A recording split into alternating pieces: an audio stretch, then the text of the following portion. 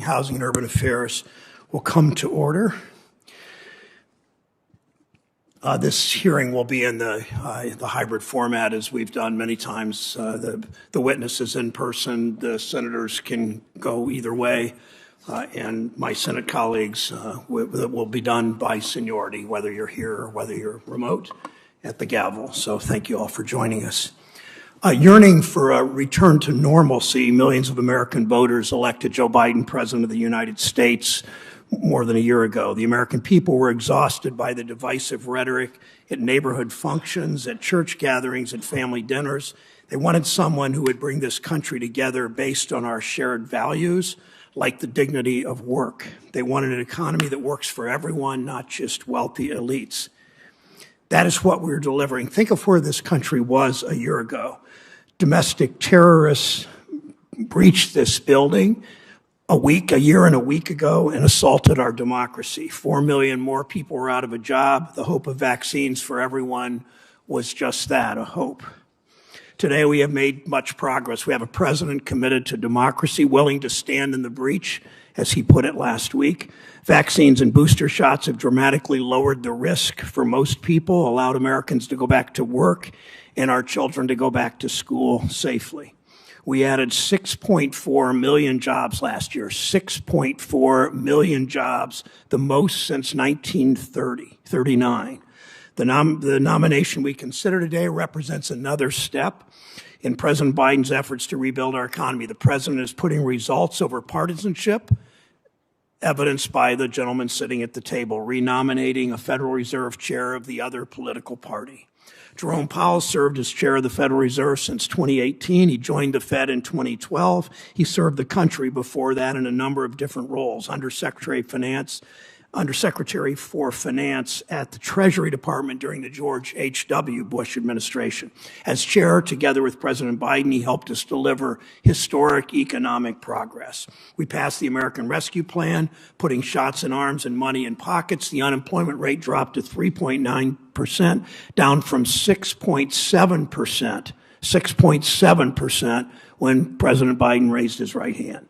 In December alone, we added 800,000 jobs, more than doubling economists' expectations. The economy has regained 84% of the jobs we lost since the pandemic hit 2 years ago. And for some of my colleagues who like to measure the strength of the economy only by the stock market, it was up 20% at the end of 2021. It last year hit record highs 70 different times. We passed an historic jobs bill, the bipartisan infrastructure package, a goal that presidents for decades, presidents of both parties, failed to reach. Chair Powell, along with Vice Chair nominee Lael Brainerd, whom we'll hear from later this week, led the Federal Reserve's unprecedented actions to stabilize our economy in the face of a global pandemic. To his credit, Chair Powell recognized the importance of full employment and what that means for all workers, particularly those at the margins of our economy. He held firm against attempts to politicize the Fed and prevented an economic downturn from becoming far, far worse. He understands the best way to bounce back from this crisis is to get the coronavirus under control with vaccines.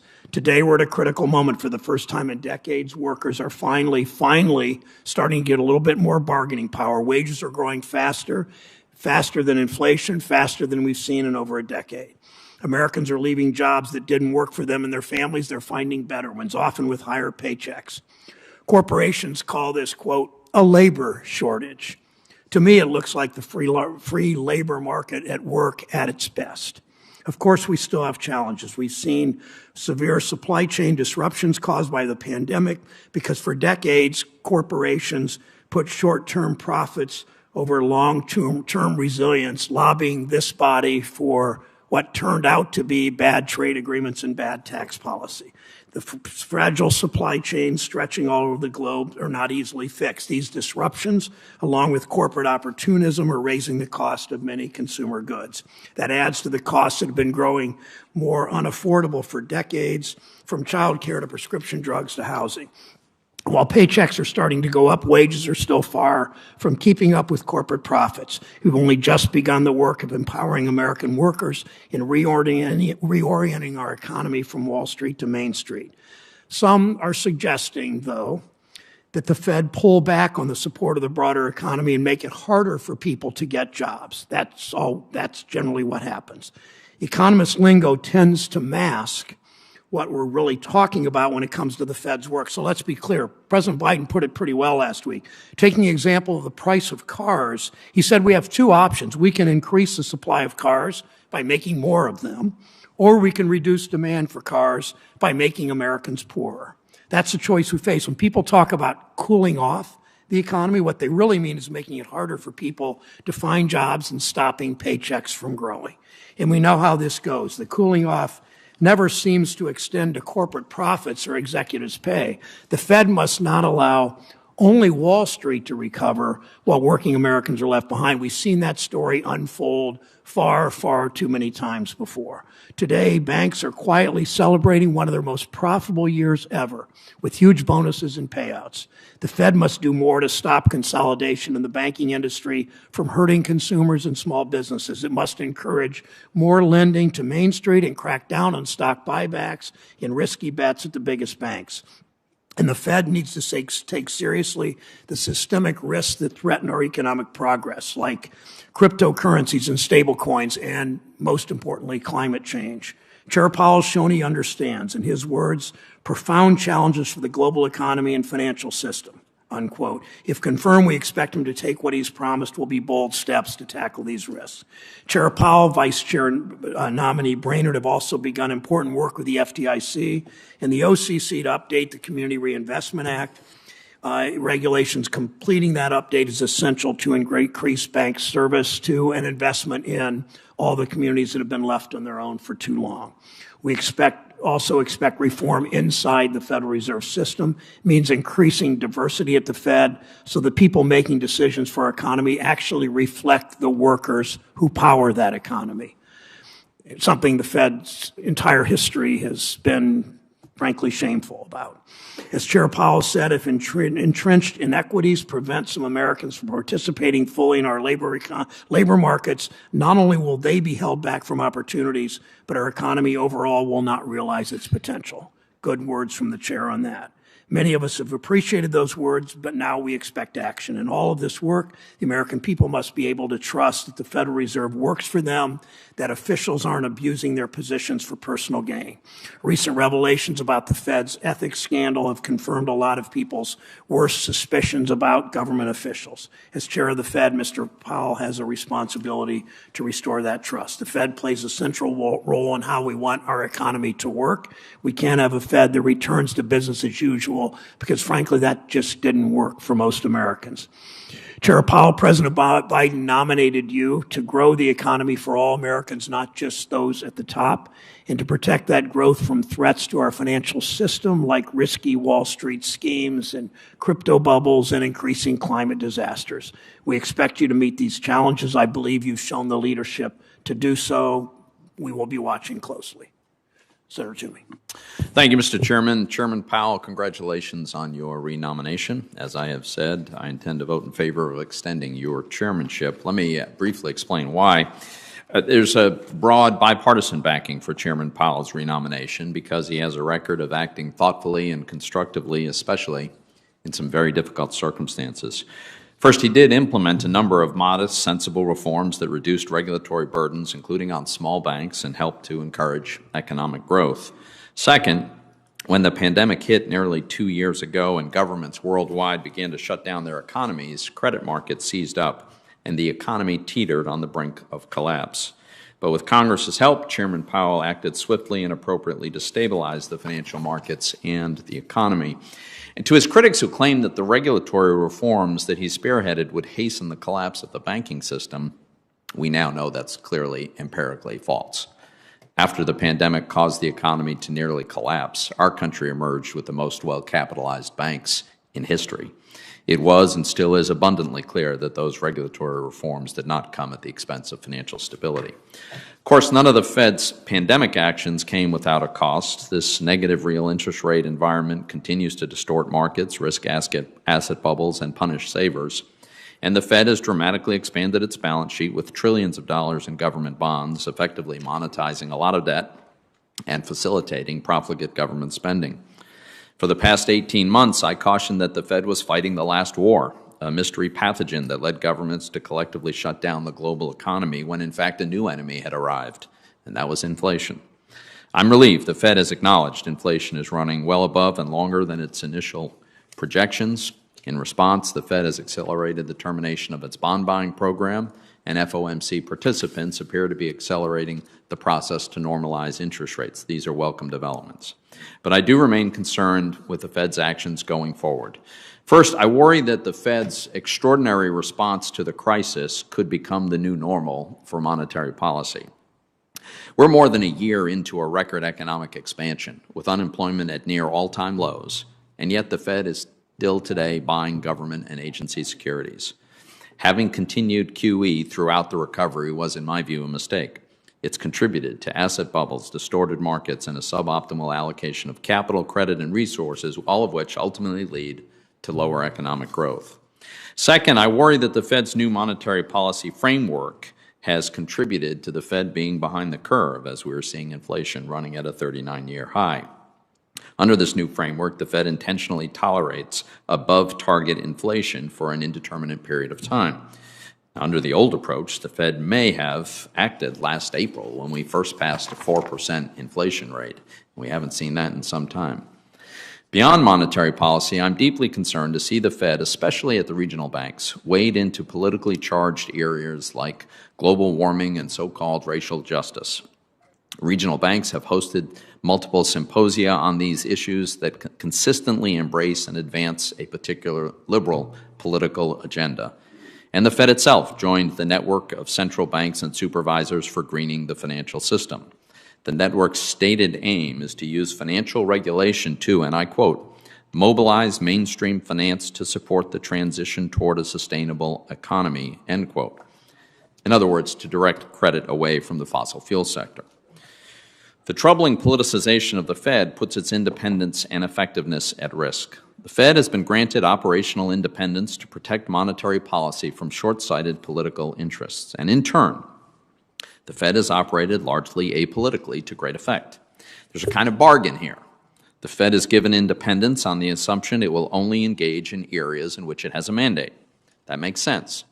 But if the Fed is going to stray from its mandate and become a political actor advocating a certain set of social policy, then there's no way it's going to maintain its independence from the political branches of government that are actually responsible for those topics. The Fed does not have a mandate to advance politically charged causes that are irrelevant to its mandate, like global warming or advancing so-called racial justice. And to make matters worse, when I've sought to understand these developments at the regional banks, I've been met with unacceptable noncompliance with reasonable requests. So let me be clear, if this politicization continues unchecked, it will not end well for the Fed or for independently driven monetary policy. As the Fed's leader, I hope you take this seriously and rein it in to protect the Fed's legitimacy and independence. Now, I've observed that the Fed has had the good sense to adjust its behavior as the facts and circumstances regarding inflation have come in differently than were expected. Unfortunately, we've seen no such humility or recognition of reality from the Biden administration or our Democratic colleagues. They appear set on making the inflationary problem worse, further causing declines in real wages, with more reckless spending that gooses demand and regulatory and protectionist policies that limit supply, that in combination ultimately push prices for basic goods higher. The crisis we face now is inflation, complicated by policymakers who unwisely behave as if it's still March of 2020. The Fed cannot correct for policy failures like school closures and government-induced business shutdowns or misguided expansions of the welfare state, nor should it try. Chairman Powell, the role of the Fed chairman is crucial for our shared economic prosperity. I was encouraged to see your renomination, and I hope that you will do everything in your power to ensure that the Fed operates within its limited mandate to effectively support the American economy.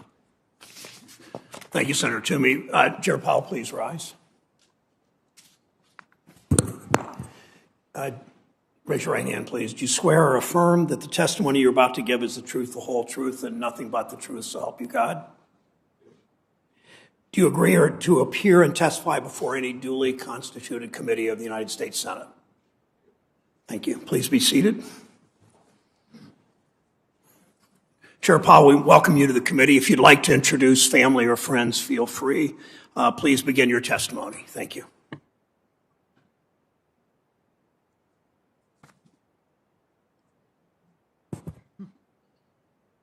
Thank you. Is this on? Yes, thank you. I didn't bring any family or friends here today in light of the limited seating circumstances, but I will mention them in my testimony. Thank you. Chairman Brown, Ranking Member Toomey, and other members of the committee, thank you for the opportunity to appear before you today. I'd like to thank President Biden for nominating me to serve a second term as chair of the Board of Governors of the Federal Reserve System. I would also like to thank my colleagues throughout the Federal Reserve System for their dedication, perseverance, and tireless work on behalf of the American people. Their commitment and expertise were essential to the Fed's response to the COVID-19 crisis and remain vital to the implementation of monetary policy as our economy continues to progress. Particular thanks go to my wife, Alyssa Leonard, and our 3 children, Susie, Lucy, and Sam. Their love and support make possible everything I do. My 5 siblings are all watching, or will later claim to have watched, and we are thinking of each other and of our parents today with love and gratitude. 4 years ago, when I sat before this committee, few could have predicted the great challenges that would soon become ours to meet. On the eve of the pandemic, the U.S. economy was enjoying its 11th year of expansion, the longest on record. Unemployment was at 50-year lows, and the economic benefits were reaching those most on the margins. No obvious financial or economic imbalances threatened the ongoing expansion. But this attractive picture turned virtually overnight as the virus swept across the globe. The initial contraction was the fastest and deepest on record, but the pain could have been much worse. As the pandemic arrived, our immediate challenge was to stave off a full-scale depression, which would require swift and strong policy actions from across government. Congress provided by far the fastest and largest response to any post-war economic downturn. At the Fed, we used the full range of policy tools at our disposal. We moved quickly to restore vital flows of credit to households, communities, and businesses, and to stabilize the financial system. These collective policy actions, the development and availability of vaccines, and American resilience worked in concert, first to cushion the pandemic's economic blows, and then to spark a historically strong recovery. Today, the economy is expanding at its fastest pace in many years, and the labor market is again strong. As always, challenges remain. Both the individual shutdown and the subsequent reopening of the economy were without precedent. The economy has rapidly gained strength despite the ongoing pandemic, giving rise to persistent supply and demand imbalances and bottlenecks, and to elevated inflation. We know that high inflation exacts a toll, particularly for those less able to meet the higher costs of essentials like food, housing, and transportation. We are strongly committed to achieving our statutory goals of maximum employment and price stability. We will use our tools to support the economy and a strong labor market and to prevent higher inflation from becoming entrenched. We can begin to see that the post-pandemic economy is likely to be different in some respects, and the pursuit of our goals will need to take those differences into account. To that end, monetary policy must take a broad and forward-looking view, keeping pace with an ever-evolving economy. Over the past 4 years, my colleagues and I have continued the work of our predecessors to ensure a strong and resilient financial system. We increased capital and liquidity requirements for the largest banks, and currently capital and liquidity levels at our largest, most systemically important banks are at multi-decade highs. We worked to improve the public's access to instant payments, intensified our focus and supervisory efforts on evolving threats such as climate change and cyber attacks, and expanded our analysis and monitoring of financial stability. We will remain vigilant about new and emerging threats. We also updated our monetary policy framework, drawing on insights from people and communities across the country to reflect the challenges of conducting policy in an era of persistently low interest rates. Congress has assigned the Federal Reserve important goals and has given us considerable independence in using our tools to achieve them. In our democratic system, That independence comes with responsibility of transparency and clear communication to keep the public informed and enable effective legislative oversight. That duty takes on even greater significance when the Fed must take extraordinary actions in times of crisis. In order to facilitate that transparency and to earn your trust and that of the American people, I have made it a priority to meet regularly and frequently with you and your elected colleagues, and I commit to continuing that practice if I'm confirmed to another term. The Federal Reserve works for all Americans. We know our decisions matter to every person, family, business, and community across the country. I am committed to making those decisions with objectivity, integrity, and impartiality, based on the best available evidence and in the long-standing tradition of monetary policy independence. That pledge lies at the heart of the Fed's mission and is one we all make when we answer the call to public service. I make it here again with force and without reservation. Everything we do at the Federal Reserve is in pursuit of the goals set for us by Congress. I'm honored to have worked in service to those ends since I joined the Fed in 2012 and as chair for the past 4 years. Thank you. I look forward to your questions. Thank you, Chair Powell. Many working Americans are concerned about rising prices, and I think President Biden's decision to renominate you to a second term as chair shows he's confident you'll continue to lead our economy through this ongoing crisis. In November, you indicated that the rise of the Omicron variant, 586,000 new cases daily over the last week, that the rise of the Omicron variant posed significant risks to employment and economic activity. Do you agree that higher prices are related to the supply and demand imbalances that can be traced directly back to the pandemic and the reopening of the economy? Yes, I do. For the most part, if you look back, and you can trace to developments, including strong demand and also supply constraints. Thank you. Last year, FSOC released its report on climate-related financial risk, which describes how climate change is a threat to our financial stability.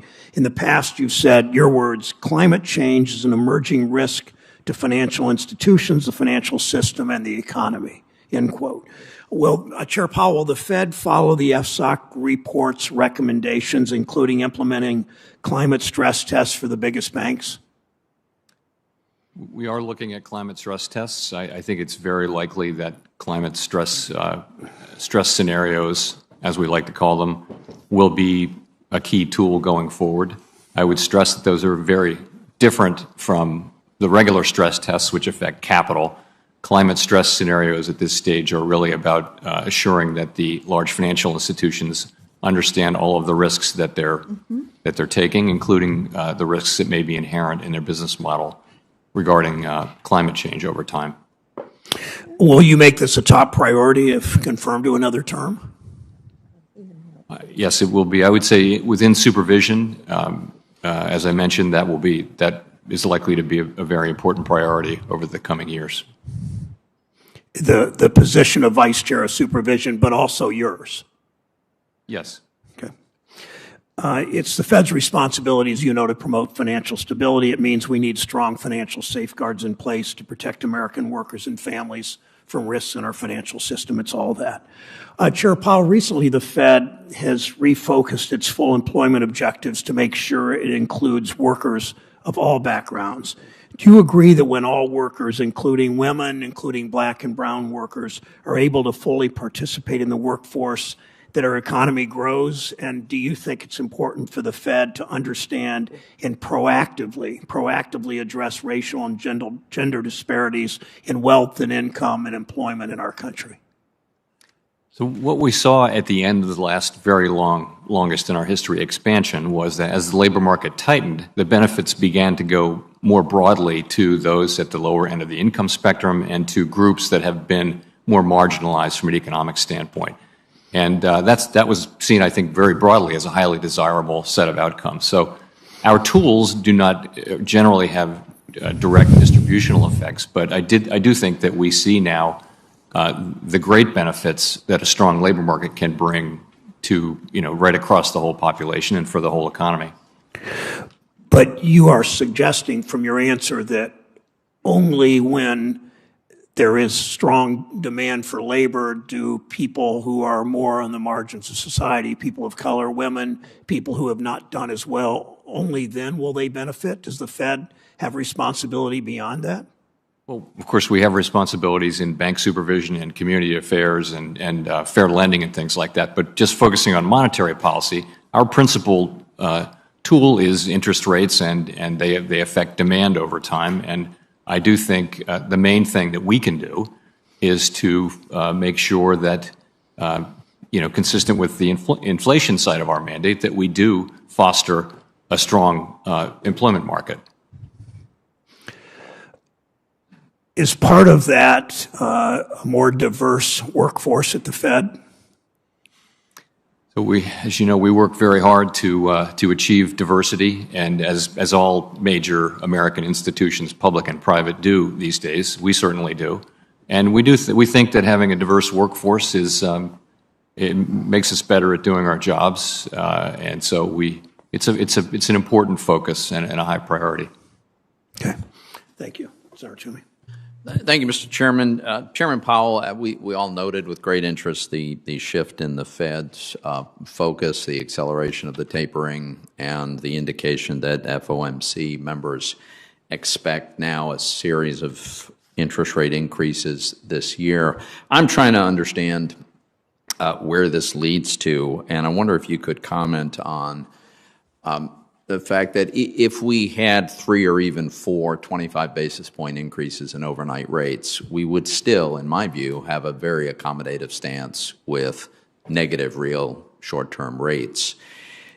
Is it your view that it's realistic to bring inflation back to the target level if short-term interest rates are negative, real rates? So the way I would look at it is this. What we have now is a mismatch between demand and supply. We have very strong demand in areas where supply is constrained, particularly around goods, particularly around things like cars. So we have to, how are those two things going to get into better into alignment? Well, part of the answer is going to be through shifts in demand, and we think that part of it will be through the return of greater supply. So I don't think we look to get all of the realignment between demand and supply through the demand channel, although we should get some. But at the same time, we do think we'll get, over the course of this year, return to normal supply conditions, and that's going to affect our policy. I will say, though, if we see inflation persisting at high levels longer than expected, then we will, if we have to raise interest rates more over time, we will. We will use our tools to get inflation back, and the main reason is this, that to get the kind of very strong labor market we want with high participation, it's going to take a long expansion. We can see that participation is moving only very slowly, and to get a long expansion, we're going to need price stability. Right. And so in a way, high inflation is a severe threat to the achievement of maximum employment and to achieving a long expansion that can give us that. I think that's a very important point. Let me also just ask you, as I mentioned, I understood the need for quantitative easing, the extraordinary measures that we're taking during the crisis, but I worry that the Fed's decision to continue to use these policies well after the crisis had passed, and in fact we're in the midst of a strong recovery, increases the risk of normalizing behavior like this bond buying. So I think it's your view that it's important that this not become normal routine part of Fed behavior. But could you clarify that? And if it is important that this not become a routine matter, how do we ensure that it doesn't? So I guess I would start by saying that the last two downturns there's been nothing normal about them. They've been two historically large downturns, one being the global financial crisis and one being the pandemic, and we were called to invent new tools and use all of our tools. If we had a regular way recession, a couple of quarters of negative growth, a typical recession, then the question would be, what do we need to do? And so in this era of very low interest rates, there's not going to be as much room to cut, but that would be the first thing that we would do. Now, just because we have been and probably remain in an era of very low interest rates, we would have to look at asset purchases as the next tool in line, but we wouldn't, I don't think we'd automatically use it unless it was necessary. I would certainly hope we wouldn't automatically use it. I would hope that there would be a very, very high threshold to get over, especially when you consider the ways in which it distorts the allocation of capital.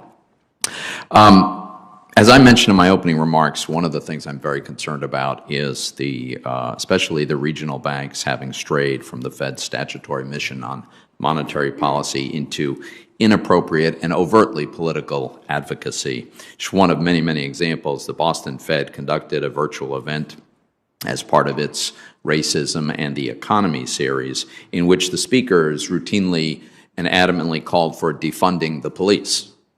Just nothing to do with the Fed's mandate. For 7 months now, I've been asking for information from several regional banks about their political activism, and for 7 months they have simply refused to comply with my request. So I've requested some documentation from the main Fed with respect to this activity, all of which, by the way, is subject to FOIA in any case. Now, I'm sure it's not your opinion that the ranking member of the Senate Banking Committee is entitled to less information than a member of the general public would get through a FOIA request. So can you commit to getting me the information that is now long overdue? So I am aware that you have submitted a FOIA request and we're processing it now, and I don't know what's asked for. I don't know whether it's actually covered by FOIA, but to the extent that it is, you'll of course get it. I think it's very important that this committee and Congress understand how the Fed reaches decisions to engage in political advocacy. Thank you, Mr. Chairman. Senator Toomey. Senator Reid from Rhode Island is recognized. Thank you very much, Mr. Chairman. And Chairman Powell, congratulations on your renomination. I believe that President Biden has made two excellent choices, yourself and Governor Bernard. I think you've worked together hand in hand for many years. I think you'll be a superb team, and so I look forward to supporting your nomination and Governor Bernard's nomination also for Vice Chair. And let me join my colleagues in commending you for an exceptional job with respect to the pandemic. One of the interesting consequences of the pandemic and the employment market is that we've seen wages rise. In fact, we've seen them rise with respect to factory workers, non-supervisory personnel, about 5.8%.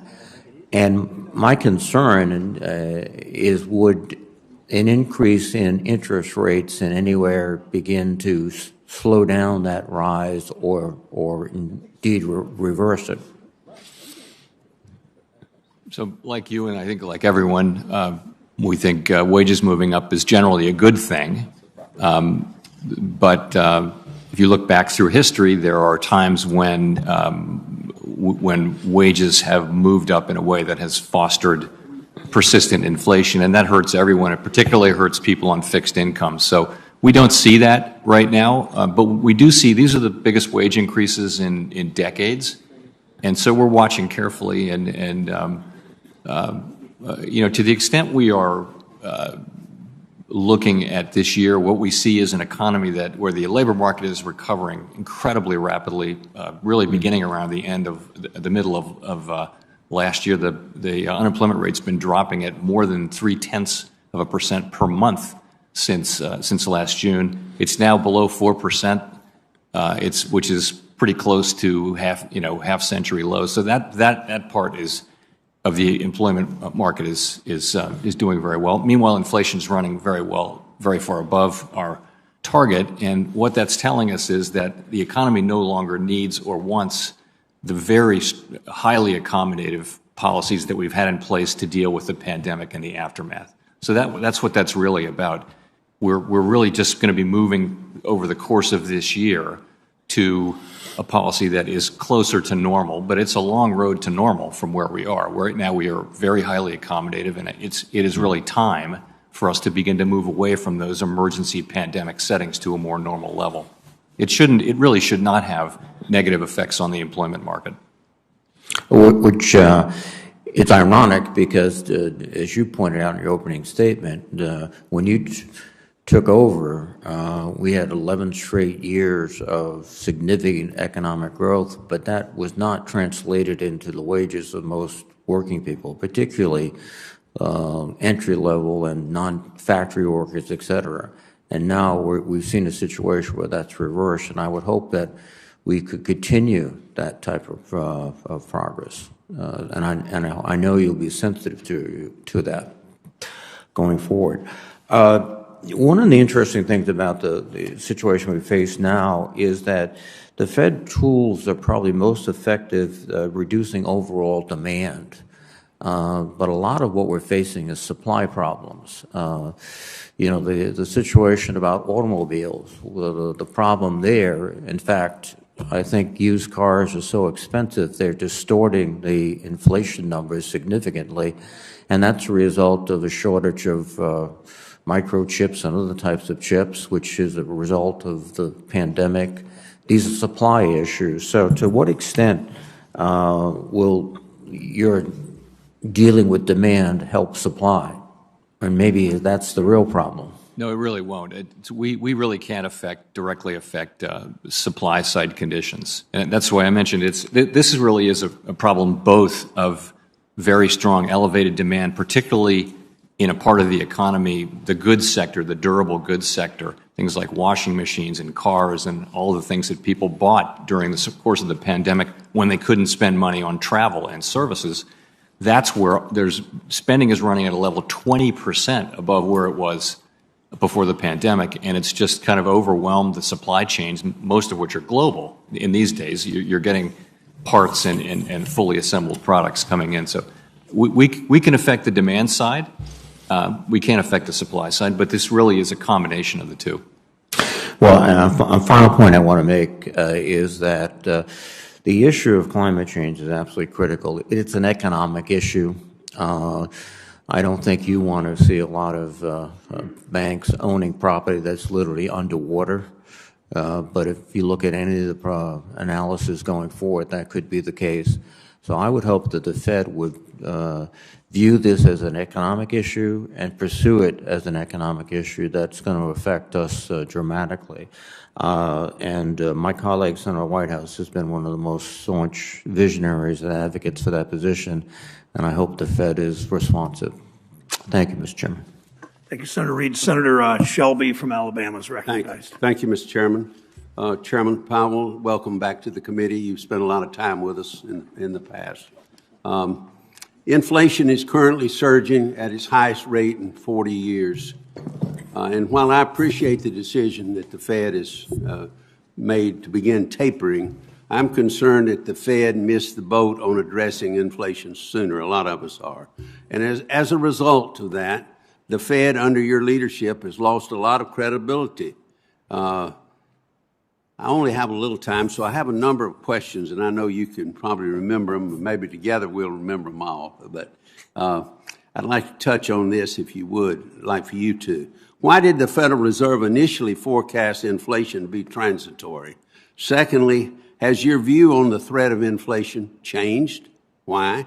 What assurances can you provide here today that the Fed has a better grasp today on inflation than a year ago, and so forth? And what factors have caused the U.S. to have greater increases in inflation compared to other developed countries? And I guess lastly, yes, how important is price stability to the American people? And that's a lot of questions, but these are all relevant to your job. Thank you. Respecting your time, let me go right through these. First, let me say price stability is half of our mandate. There's no basis in the law for preferring maximum employment over price stability or vice versa. They're equal. However, at different times, one of them is farther away from its goal, and that's the one we need to focus on a little bit more. Sometimes that's maximum employment. Sometimes it's inflation. I'd say now it's inflation. So on inflation, why do we say transitory? We said that because we thought that these supply side bottlenecks and shortages would be alleviated much more quickly than they have been. There's no empirical experience with this before. We haven't had the global supply chain collapse. We haven't had this kind of a labor force shock before. So we and essentially all other mainstream forecasters forecasted that by now we'd be seeing much lower inflation, and that's not what happened. So what's changed is that, just as I mentioned, the supply side constraints have been very persistent and very durable. We're not seeing really a lot of progress. If you look across, the global supply chains and what's happening domestically, look at our ports, look at Long Beach and LA, the two big ports on the West Coast for Asia. The number of ships at anchor is still at a record level. So we're not really seeing yet the kind of progress we essentially all forecasters really thought we'd be seeing by now, and that's really what's driving it. I think we did foresee the strong spike in demand. We didn't know that it would be so focused on goods, but so that's really what happened. And so I think we learned that it wasn't that it was just this is a unique set of circumstances. We haven't had really the United States economy is so dynamic. The supply side adapts quickly. And, there are new companies being started and old companies dying all the time. This is a situation where there actually are hard constraints. People want to buy cars. Car makers can't make any more cars because there are no semiconductors. So that's never happened. I can't think of another example of that, and that's true across. So what factors really? It's the supply side. Did I miss any? I like to think I covered, at least touched all 5 of those. What have you really learned and you would share with your fellow Board of Governors to get a grasp as much as you can on inflation? Because a lot of us have been on the committee a while, and we remembered what Dr. Volcker did with the Fed under his leadership. And it was draconian, but it worked.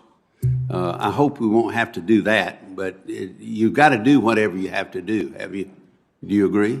We have to achieve price stability, and I believe we will, and I'm confident we will. And again, it's not just a question of restraining demand, although that will be. Right now, we're stimulating demand with very highly accommodative policy. As we move through this year, we will, in all likelihood, we don't know the future, but if things develop as expected, we'll be normalizing policy, meaning we're going to end our asset purchases in March, meaning we'll be raising rates over the course of the year. At some point, perhaps later this year, we will start to allow the balance sheet to run off. And that's just the road to normalizing policy. That's what we're going to be doing. Of course, we're committed. But we also we do believe, and I think widely it is believed that these supply blockages will be alleviated too, so that there will be more supply as well, more labor force. But people will be coming back into the labor force. We'll see more recovery, although it's been slow from participation. And we'll see these global supply blockages coming down. We'll see some more cars, although that's going to take some time. And that will help as well, getting supply and demand back at the same level. Senator Menendez from New Jersey is recognized. Thank you, Mr. Chairman. Chair Powell, let me start by reiterating a point that I've made, unfortunately, far too many times. And the latest batch of nominees leads me to, once again, the conclusion that there is a serious diversity problem at the Federal Reserve. Latinos are the country's largest minority. They make up nearly 20% of the entire U.S. population. It's outrageous that they have no representation in Fed leadership. There's never been a single member of the Board of Governors or regional bank president that has lived the experience of being a Latino in the United States. And that means that the voices of 1/5 of the country's citizens are repeatedly drowned out when the Fed is making critical decisions on economic policy, decisions that affect whether a Latino family can afford their first home, find a job that pays a living wage, send their children to college, save for a comfortable retirement, or get a loan to expand their business. In late October, several of my colleagues and I sent you a letter requesting that you work closely with the Boston and Dallas banks to recruit diverse candidates for their open president positions. We received your response to that letter just last week, and I have to be honest with you, the lack of detail was thoroughly disappointing. I'd be expecting you to provide a more detailed update on the search process before your confirmation vote, including what specific changes you've made to the process and how they're going to lead to a more diverse candidate pool. and I hope that you will do that. While we face significant challenges with the Omicron variant and supply chain disruptions that are both causing families to face higher prices for a variety of goods, the fact is that we're experiencing a strong recovery from an unprecedented pandemic. Thanks to the American Rescue Plan and other policies put in place by Congress and the Biden administration, we gained an average of 537,000 jobs per month since President Biden took office. So, Chairman Powell, if you're confirmed, how would you continue to balance the Fed's dual mandate to keep price increases manageable while not dampening the strong job and wage growth that we've seen over the past year? So by so many measures, labor demand relative to supply is at its highest level, really, that I can remember. The level of job openings is at an all-time high as a percentage of the labor force. The level of quits labor economists look at the level of quits as a real indicator of how strong the labor market. The percentage of quits, the number of quits, is at an all-time high. So the problem is not lack of demand for labor. The problem is that there's a significant supply problem, which is associated with the pandemic and a range of other factors. Participation has not recovered, but as you can see, for people who are in the labor force, the unemployment rate is dropping at historically fast levels. So we don't have a labor demand problem to solve through our policy. What we have is a labor supply problem.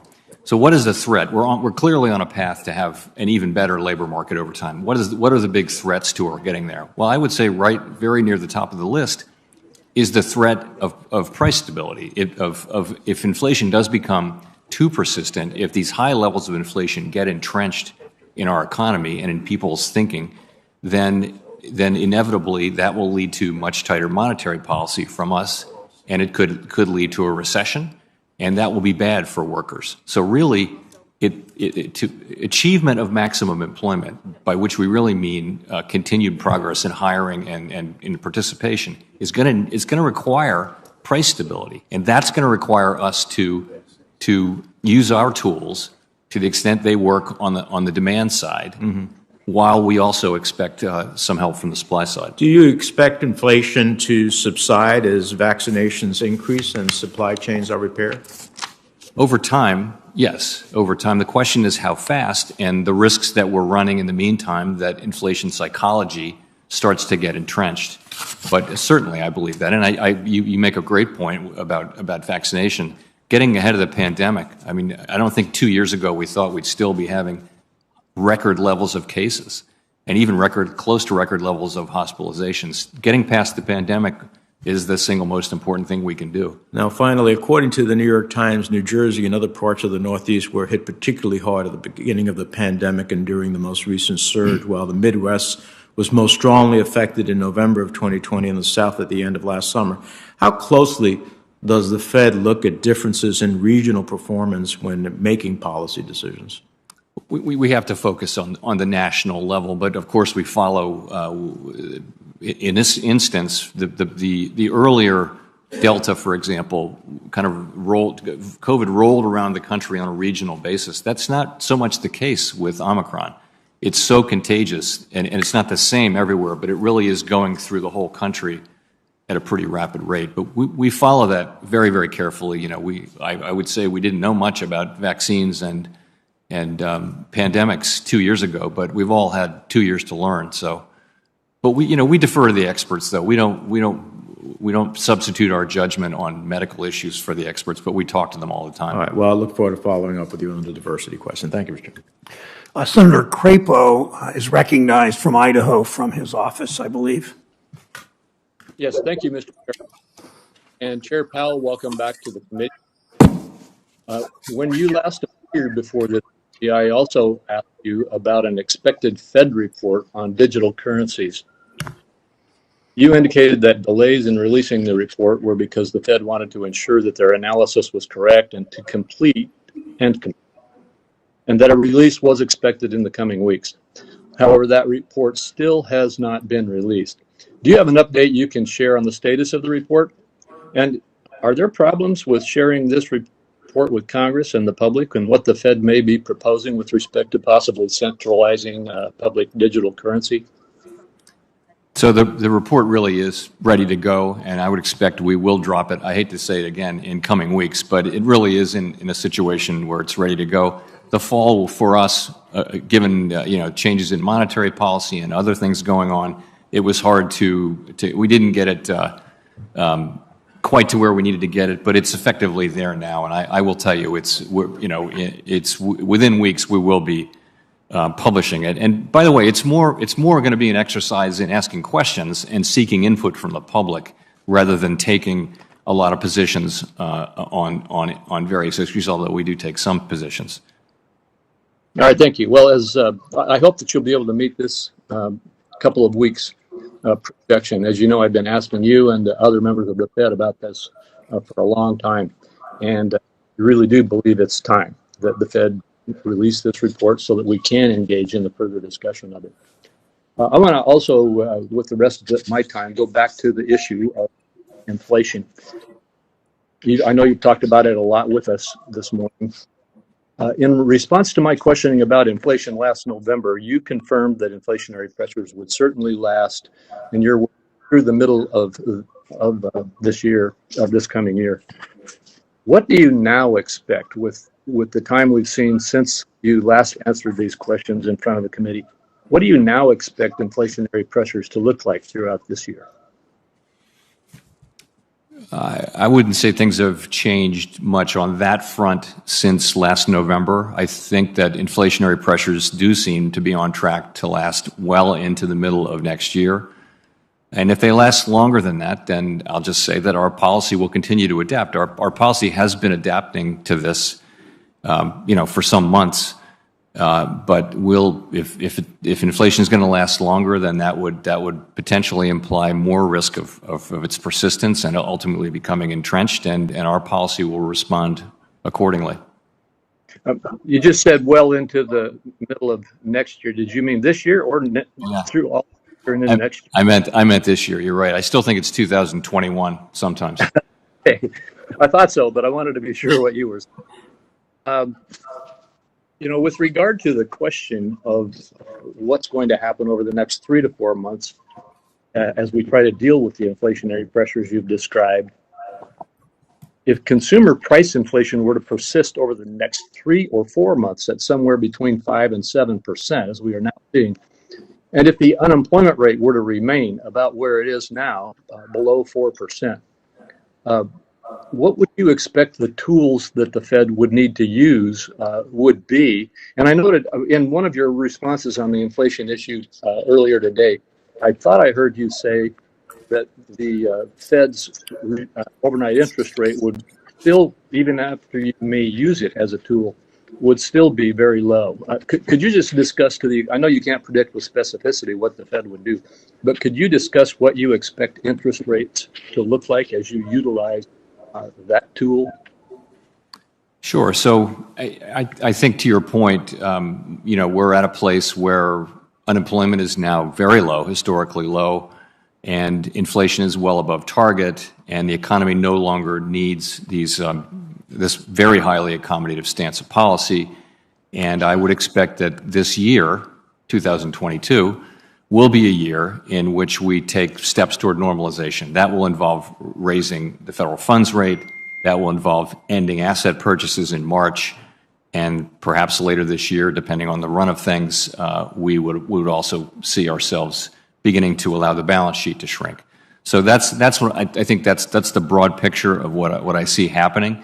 The committee hasn't made any decisions about the timing of any of that, and I think we're going to have to be both humble and a bit nimble here. If you go back and look at where we were a year ago today in the economy, vaccines were arriving. I think that in my thinking there was the idea that'll really help us get past the pandemic, and it has helped a lot, but yet we're at all-time record cases and approaching record hospitalizations nationally. So the thing has stayed with us longer, and I think we're going to have to be open to the changing environment, and monetary policy is going to have to adapt as we learn more. And then we're going to learn a lot about the path of inflation, particularly as it relates to these supply side blockages we've had over the course of the first 6 months of the year and every month, really.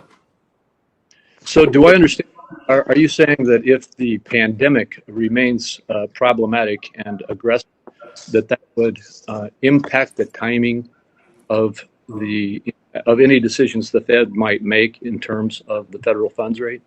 So I'd say it could, but what's happened is the economy has made all these gains in the face of during 2021, we had two major pandemic outbreaks, two variant outbreaks, and really the beginning of 21 was dominated by a very strong wave of the original COVID. So, and yet the economy, we made tremendous progress in the labor market in 2021, and growth is at a multi-decade high in 2021. So I expect the economy to continue to be able to deal with these outbreaks. I think it is likely, though, if the experts are right and Omicron is going to go through really quickly and peak perhaps within a month and then come down after that, I think it's likely you will see lower hiring and perhaps a pause in growth and that kind of thing. But it should be short-lived.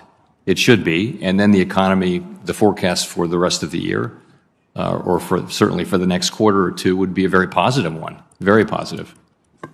And if that happens, would that increase the likelihood of Fed action to increase the federal funds rate, or would it delay that? If that all happens, I think what we're seeing is an economy that functions right through these waves of COVID, and my colleagues and I see that, and you see that every quarter we write down projections of interest rates. They're individual projections. They're not a committee plan or anything like that. But broadly speaking, all members of the committee see interest rate increases coming this year. The median was 3. But that's going to depend on data. It's going to depend on the progress we see on the supply side, the progress we see on inflation. And we honestly don't know. There's risk on both sides, really, on growth and potentially on inflation as well. So we're going to have to be just very attentive to what's happening in the economy and willing to adapt pretty nimbly our policy as we go through the year.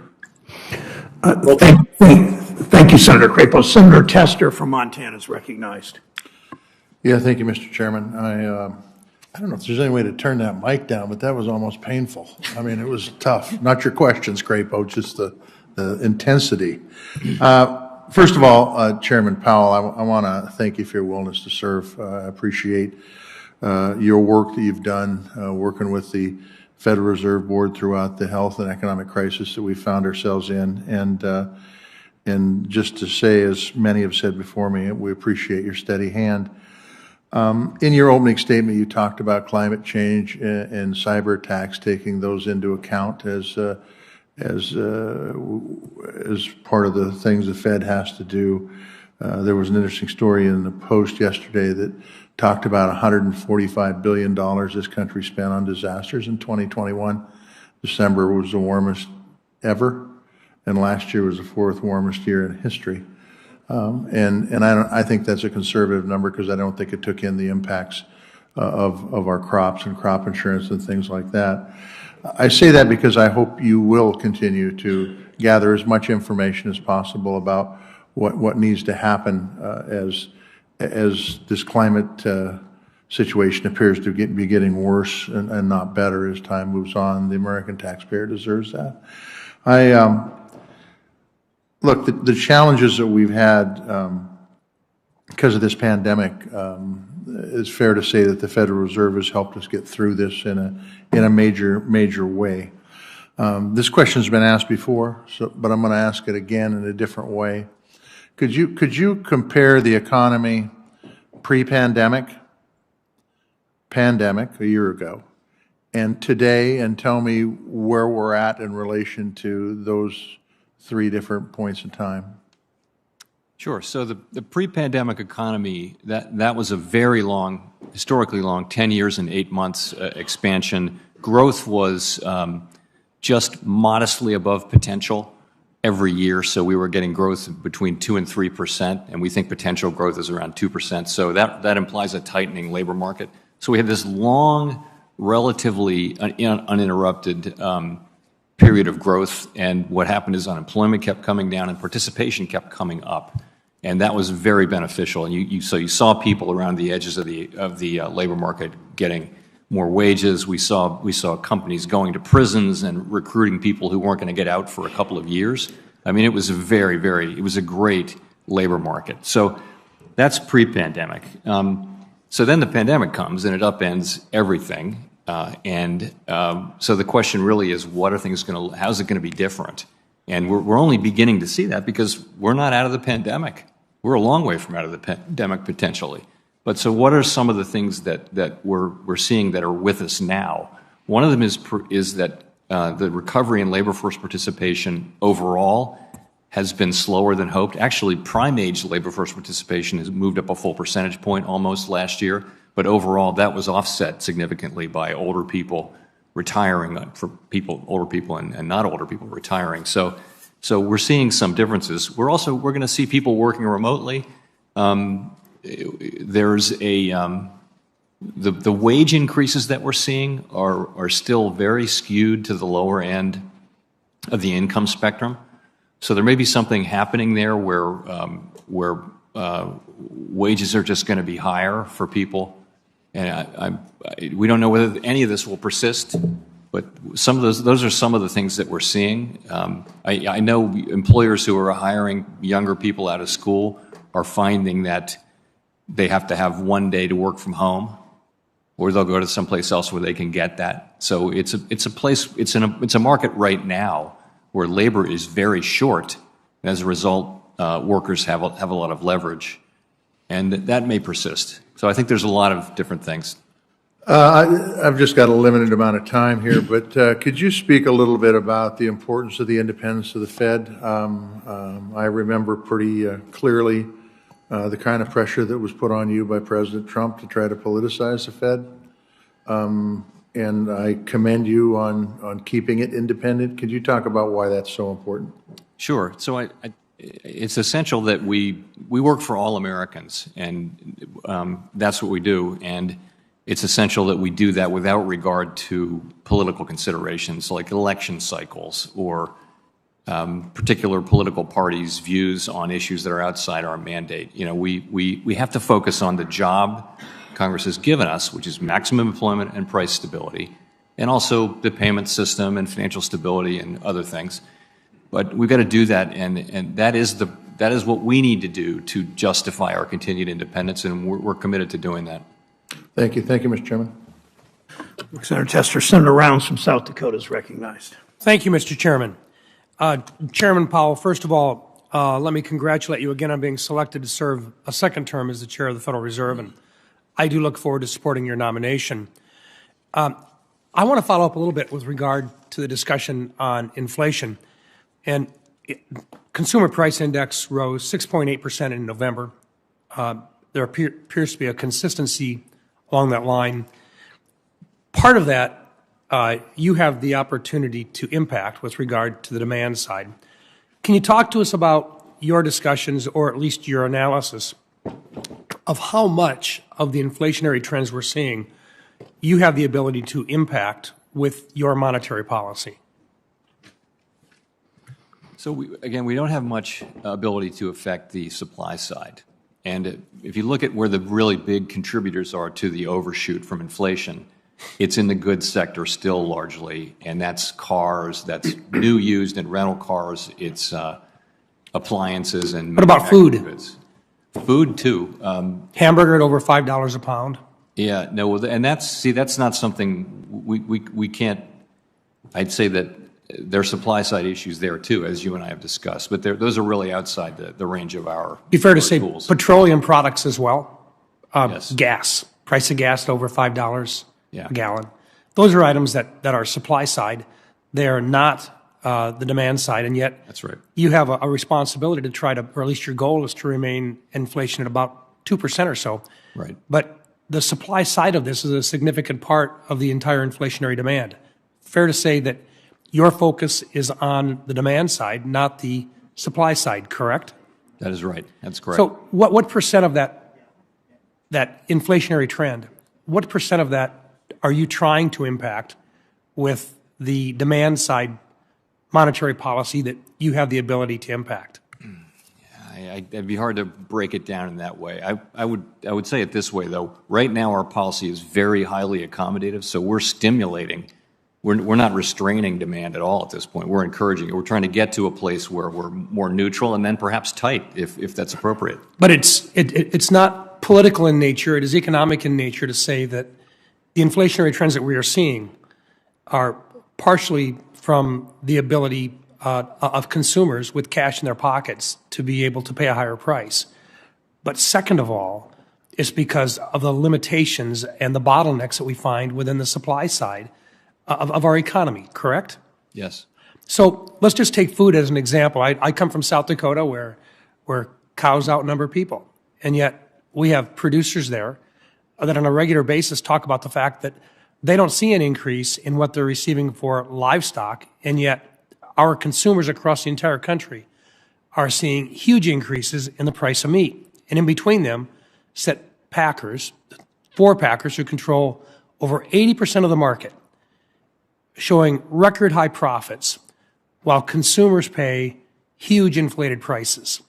That's something which has to be dealt with policy and not necessarily something that the Fed can impact, correct?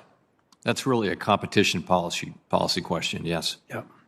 So do we have the same type of challenges with regard to other items that people consume on a daily basis? And by that I mean petroleum products are something that I truly believe that the price rise in petroleum in 06, 07 really impacted the ability of people to actually pay their mortgages or pay their rent, or for that matter, they were going to put food on the table before they were going to pay a mortgage. Do we have a similar type of situation developing here with regard to individuals that are trying to get to work, paying a higher price for their gasoline, and now they're seeing the possibilities of other things going by the wayside? That is right. I mean, gas prices are high, and those gas prices and food prices are, and heating oil prices, are the kind of things that affect people who are living paycheck to paycheck on a fixed income. And not necessarily something that you can do at the Fed, but nonetheless, it does impact inflation, and it's something that would probably have to be addressed with the regulatory environment that we have within this country today. We can have marginal effects on demand, but we really, when it comes down to energy and food, those are largely importantly influenced by supply side issues. Thank you. And I would just add this. I know that with regard to regulations, the Fed has been considering whether or not to make permanent adjustments on a separate item to the supplementary leverage ratio, or SLR, in order to account for a significant influx of cash that consumers have got. They're trying to put them into banks, and yet banks have to basically have capital to be able to accept those deposits. I would just hope, and I would consider that you continue to look at considerations with regard to the adjustments on the SLR, so that we actually have the ability to accept those deposits in the future, sir. We will return to that. We want risk-based capital to be binding, not the leverage ratio. We do want to make adjustments, but we want them to be done in ways that don't reduce the overall bindingness of the capital requirements on the largest firms. That's an important principle. But within that, we do think there's some things we may be able to do on the SLR that honor that first principle. Thank you. Thank you, Mr. Chairman. Senator Warner from Virginia is recognized. Thank you, Mr. Chairman. And Chair Powell, let me join my colleagues on both sides of the aisle in thanking you again for your service. I'm going to pick up a little bit where my friend Senator Tester left off when he started talking about pre-pandemic economy, pandemic economy, and post-pandemic economy. You said in your testimony that the post-pandemic economy is likely to be different in some respects, and that, quote, the pursuit of the Fed's goals will need to take these differences into account. What are some of those differences? You mentioned we're seeing changes in employment patterns. We may need to see new supply chains. Can you talk a little bit more about, in that post-pandemic economy, what those differences will be, how it affects the Fed's decision-making, and will there be actually any economic indicators that might be have a new emphasis or even be new economic indicators in this post-pandemic economy? Hopefully we get to. We're just beginning to see this sort of emerging from the fog, so it's all very indefinite. But you mentioned supply chains. The supply chains we had pre-pandemic were very efficient and pretty fragile. And so I think companies, since the very beginning of the pandemic, have been looking at ways to have more robust supply chains that won't be, subject to these kind of disruptions that we've had now for 2 years. That's one. Another I mentioned earlier is labor force participation has been much slower to come back than we had hoped for. The level of employment that's consistent with price stability is something that can evolve over time, and we have to deal with the economy as we find it. Right now, we have very high inflation and wages at multi-decade highs, which are not causing the current inflation at all, but something that we're watching. And we want participation to come back, but it's been quite slow. We have to deal with the fact that it probably will take a long expansion to draw people back into the labor market. Just to speak of two, there are many others. Well, for example, would childcare be one of those factors? We still have a large percentage of the workforce, particularly women in the workforce's participation, is still down. If we don't find a way to provide adequate, affordable childcare, is that not going to be a long-term disruption? It's clearly weighing on participation still, although participation has moved back up among women as well. But that part of the economy is suffering from a lack of workers as much as any part is, and so that weighs on participation by people who depend on childcare. Yes. I also think that on the supply chains, a lot of us at the beginnings of this pandemic raised concerns about being dependent on sole source, for example, whether it's the base chemicals that go into our pharmaceutical drugs or PPE coming from China. I think some of these changes are going to be permanent. We now at the Congress needs to act to make sure that we don't maintain that dependence, but something I think we're going to need to continue to revisit.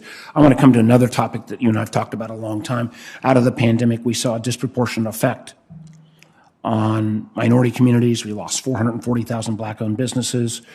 A lot of the delivery mechanisms that we put in place on the Paycheck Protection Program, well-intentioned, but clearly minority-owned businesses didn't do as well.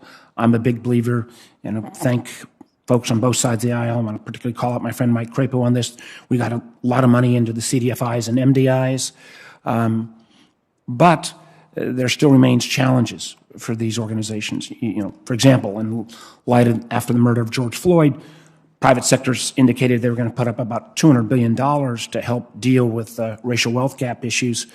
But we continue to hear that there are a number of entities that might want to, for example, invest in MDIs, minority-owned depository institutions, with no intent of changing control, but they can't make those investments because of potentially triggering that regulation on change of control. I think we're going to need some regulatory review here.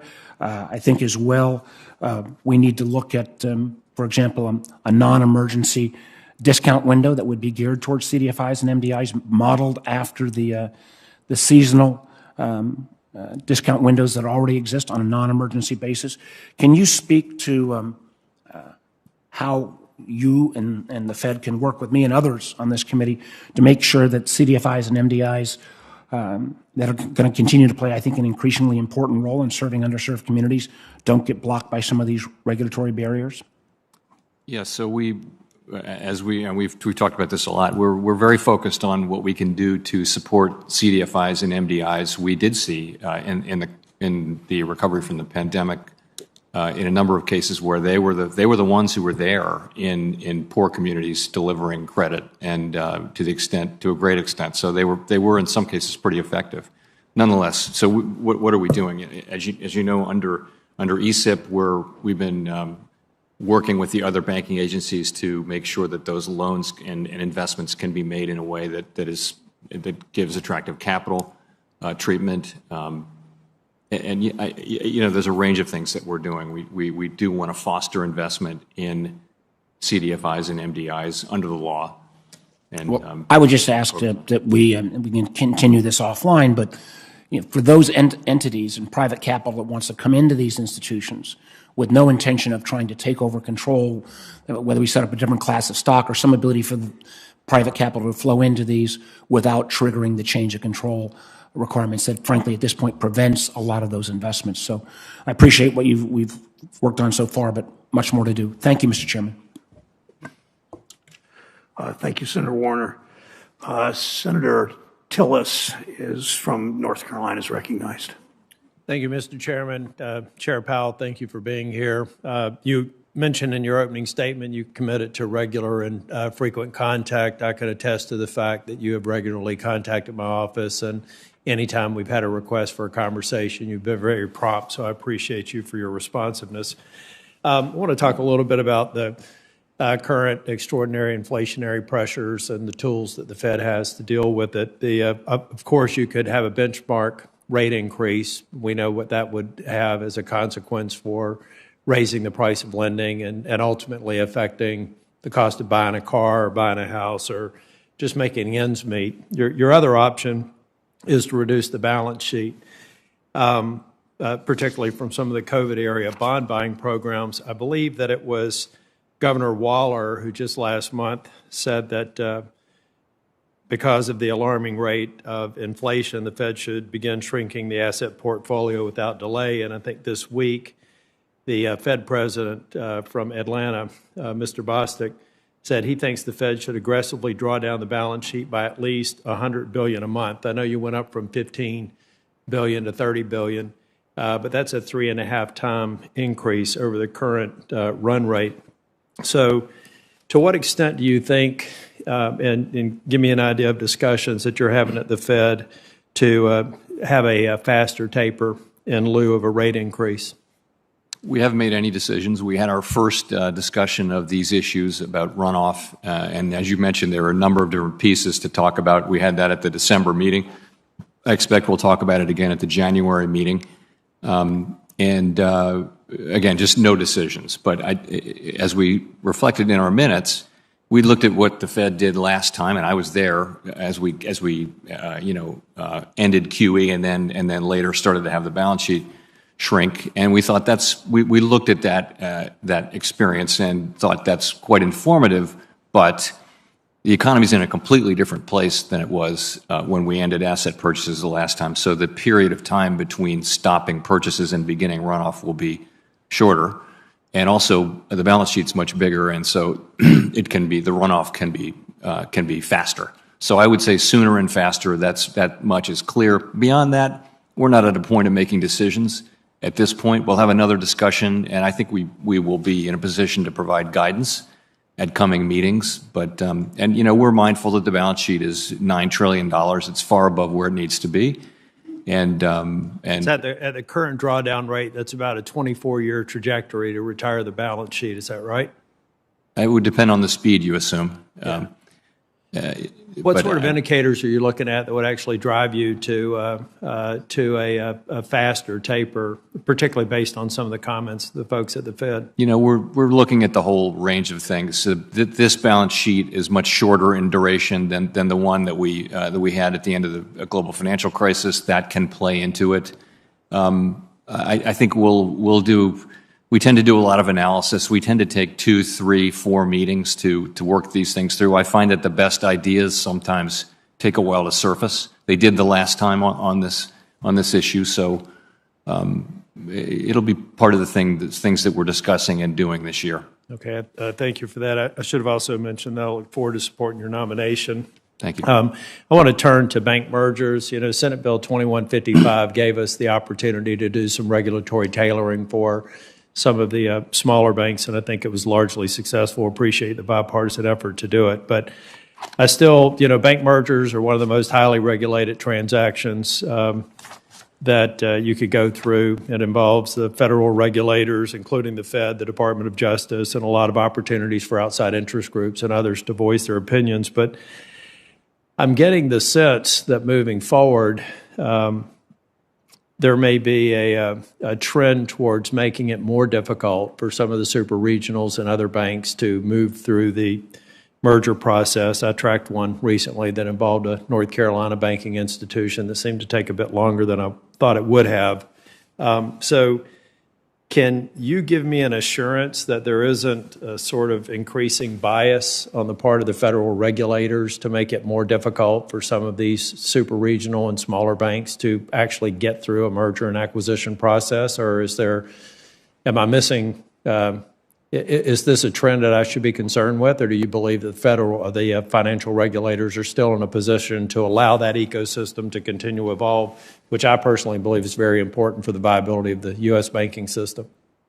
So we're still applying the same. The law hasn't changed, and our practices haven't changed. We're still working our way through, the applications that we have in front of us.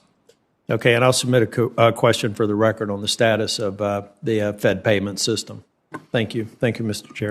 Thank you. Senator Warren from Massachusetts is recognized. Thank you, Mr. Chairman.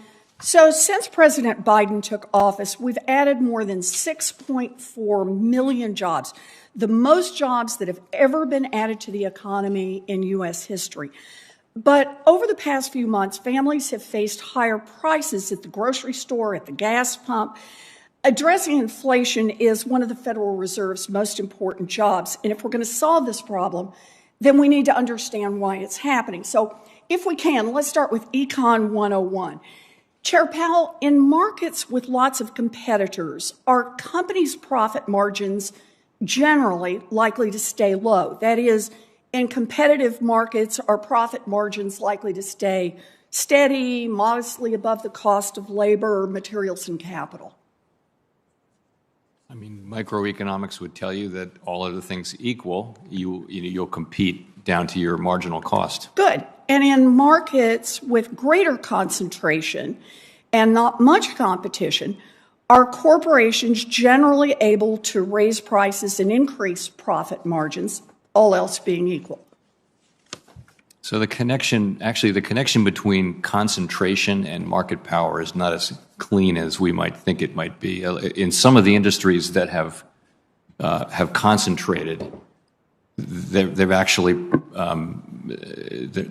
has been, sort of lower cost increases. It's resulted in lower cost to consumers, and I'm thinking there of retail and things like that. So it's not as direct. Well, but let me ask it the other way then, because we're still kind of doing Econ 101 here. If you're a corporation that has eaten up most of the competition and cornered the market, is it easier for you to raise prices on your customers and maximize your profits because you don't have to worry about losing your business? In other words, you've lost the discipline that the market imposes. In principle, if you don't have competition and you're a monopolist, yes, you can raise your prices. Okay, and over the past year, we know that prices have risen because of supply chain problems, unexpected shifts in the demand for goods, and even higher labor costs. But if corporations were simply passing along these costs in highly competitive markets, would the company's profit margins have changed much? So many things affect those that calculation. In principle, you could be right, but well, it's very much not what we're seeing right now. Today, nearly 2 out of 3 of the biggest publicly traded corporations in the country are reporting fatter profit margins than they reported before the pandemic, which doesn't sound like they're just passing along costs. So let me ask you, does that increase in profit margins combined with greater market concentration in industry after industry suggest to you that some corporations may be passing along increased costs and at the same time charging more on top of that to fatten their profit margins? That could be right. It could also just be, though, that demand is incredibly strong, and that they're raising prices because they can. Well, that's the point. They're raising prices because they can, and they're not being competed down. Market concentration has allowed giant corporations to hide behind claims of increased cost to fatten their profit margins. So the consumer pays more, both because the corporation faces higher costs and because, as you put it, because the corporation can increase prices. The reason I raise this is that higher prices have many causes, And we can't overlook the role that concentrated corporate power has played in creating the conditions for price gouging. Now, before my time expires, I want to ask you about one other important topic, and that is about climate change. Mr. Chair, when you came before the Banking and Housing Committee last July, you said that the transition to a lower carbon economy could, quote, lead to a sudden repricing of assets or entire industries, and that we need to be in a position to deal with all of that. Why is it important for the Fed to assess risks related to climate change in order to fulfill its mandate?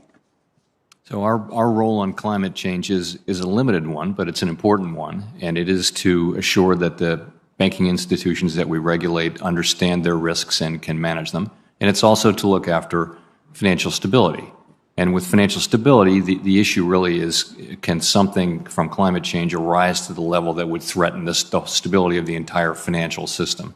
So that sounds like more in the nature of what you were reading, something in the nature of transition risk, where some unexpected government policy change happens, which could potentially create disruption. Well, the world is running out of time to deal with the climate crisis, and the Fed has an important role to play here, and I hope the Fed will step up. Last thing, Chair Powell, I sent you another letter asking for more information about the Fed's ethics scandal, and I asked for a response by next Monday. Can I receive your assurance that I'll get that response by next Monday?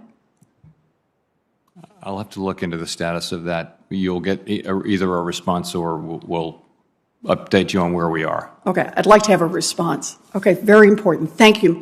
Thank you, Mr. Senator Chairman. Kennedy of Louisiana is recognized.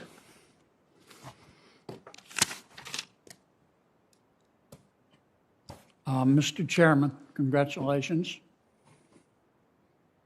I think it's fair to say that you are, and once you're confirmed, will continue to be one of the most powerful people in the world. So I want to begin today. I have some questions, but first, I have a plea. Above all else, above everything else on your plate, I ask that you please preserve the independence of the Federal Reserve. The last thing that America needs right now is to have the Federal Reserve politicized. It's the last thing the world needs right now. And believe me, the whole world is watching, including our enemies. Now, I get it. Our politics is polarized. I hope you'll remain blissfully ignorant of that. And I get it. I'm not telling you not to listen to elected officials, public officials. I get it. I mean, I can only speak for the Senate. We have some very smart people in the Senate. They have strong opinions and strong personalities. We've got a few senators that, to paraphrase Dave Barry, think they ought to make a Hamilton-style musical about their lives. I get all that. But you've got to remain independent. The dollar, and political fads come and go, but the dollar doesn't. I hope not. The dollar underpins the entire world economy. Politicize it at your own risk. Let me shift gears. Question. Professor Keynes, about whom I know you know more than I do, but Professor Keynes has seen a resurgence in the last few decades in his number of followers. And of course, we both know, Professor Keynes said, one way to get out of a recession is to have the government spend money it doesn't have, to deficit spend, to stimulate the economy. But Professor Keynes said something else that the media doesn't usually quote. He also said, when you get out of the recession, pay the damn money back, didn't he? Didn't he say that? Yeah, I was gonna add that. What he said was it's okay to do deficit spending, but you should be doing surplus, in good times to sort of keep it. Yeah. Now, behind me is a chart of our public debt going all the way back to, I think, 1990. You don't have to be Euclid to see that the direction is up. And it's been up under Republican administrations, and it's been up under Democratic administrations. It's been up under Democratic and Republican Senates and houses. It's up. So here's my question to you. At what point, how much is too much? At what point in your judgment are we going to hit the point where you have to say, no, that's it.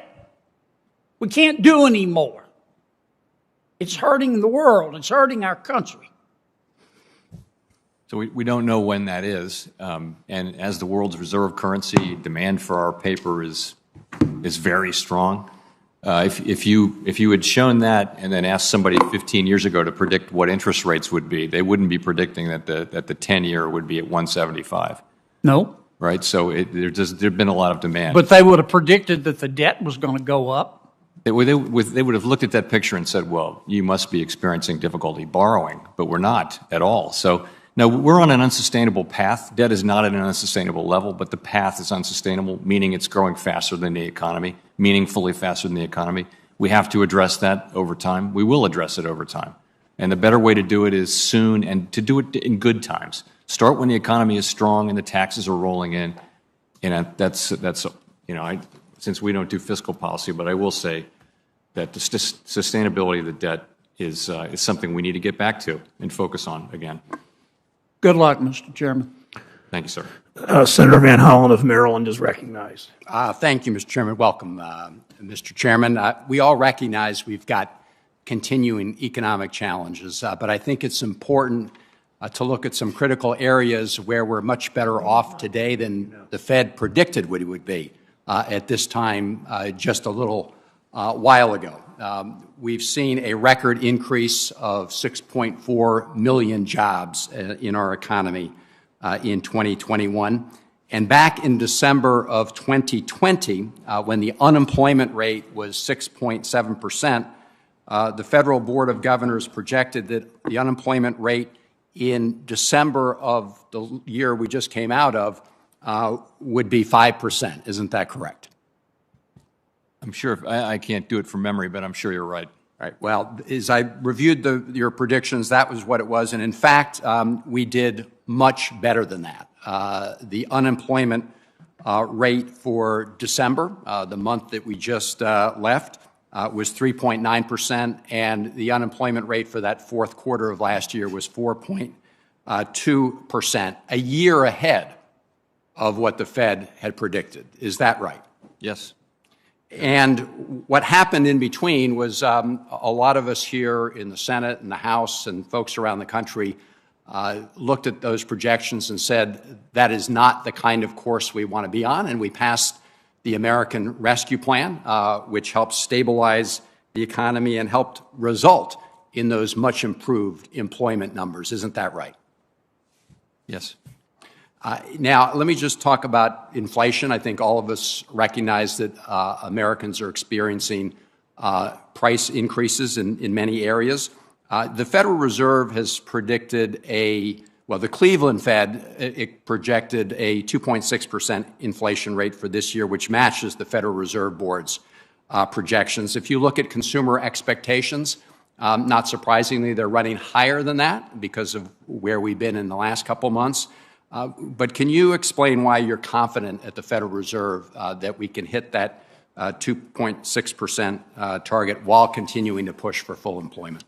So that is the median of expectations, of individual expectations. We don't have a committee or official Fed forecast. And it's conditioned on a number of assumptions. And the most important assumption here is that we do get significant relief on the supply side, that global supply chains loosen up and we get more semiconductors so that we can start manufacturing cars again. That's essentially that's going to be a big part of getting inflation back down. Part of it will also be our moving from a very highly accommodative policy to a somewhat less accommodative policy, but still accommodative. But a lot of it will come on the supply side. Right. And on the supply chain issue, I mean, there have been recent reports of progress in a number of supply chain bottlenecks. Can you just speak to your perception of where that stands? Yeah, so you've always see a few snowflakes, but it doesn't amount to a storm yet.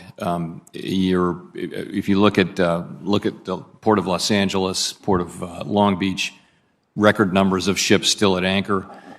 We did see, and this may be what you saw, that inventories are moving up and delivery times have shortened, and that's a good thing. But on the other hand, Omicron can really, particularly if China sticks to a no COVID policy, Omicron can really disturb the supply chains again, although it could be briefer this time. So I think the picture is, I wouldn't want to say that it's decisively improving yet. But we're watching it carefully. I got it. I was pleased to hear President Biden say when he renominated you for this position that you saw the economic risks of climate change as a, quote, top priority. Is that an accurate statement? Yes. And if confirmed, how do you plan to prioritize addressing the financial risks of climate change in your next term? So we have a role to play. It's a narrow one, but an important one, and that is it relates to our existing mandates. We don't have a new mandate on climate change. It is really the simple mandate, the central mandate of supervising and regulating financial institutions to make sure that they're aware of and able to manage all of their risks. And we're doing that particularly focusing on the largest financial institutions who, by the way, are spending a lot of time themselves on these issues. And secondly, looking at financial stability issues. We have responsibility for the stability of the financial system, and over time, climate risk can play into that as well. Well, thank you, Mr. Chairman. I'm pleased to see that you do agree that it's a top priority. Thank you. Thank you, Mr. Chairman. Senator Van Hollen. Senator Hagerty from Tennessee is recognized. Thank you, Mr. Chairman. Ranking Member Toomey, I appreciate your holding this hearing, and I want to congratulate Chairman Powell on being renominated to be the chair of the Fed. Thank you for your testimony and your presence here today, Chairman. First, I have just a quick housekeeping question for you. I think I know the answer to this, but as a matter of fact, have you ever embellished your resume, your record, your publication history? I don't think so. I did not think so. Thank you for clarifying that for us. I'd like to turn to the topic of quantitative easing for just a minute, Chairman Powell. When Chairman Bernanke first introduced quantitative easing back in 2009, he assured lawmakers at that point that it would be both temporary and rare. Essentially, it was introduced as an emergency measure. Do you agree that that quantitative easing should be both temporary and rare?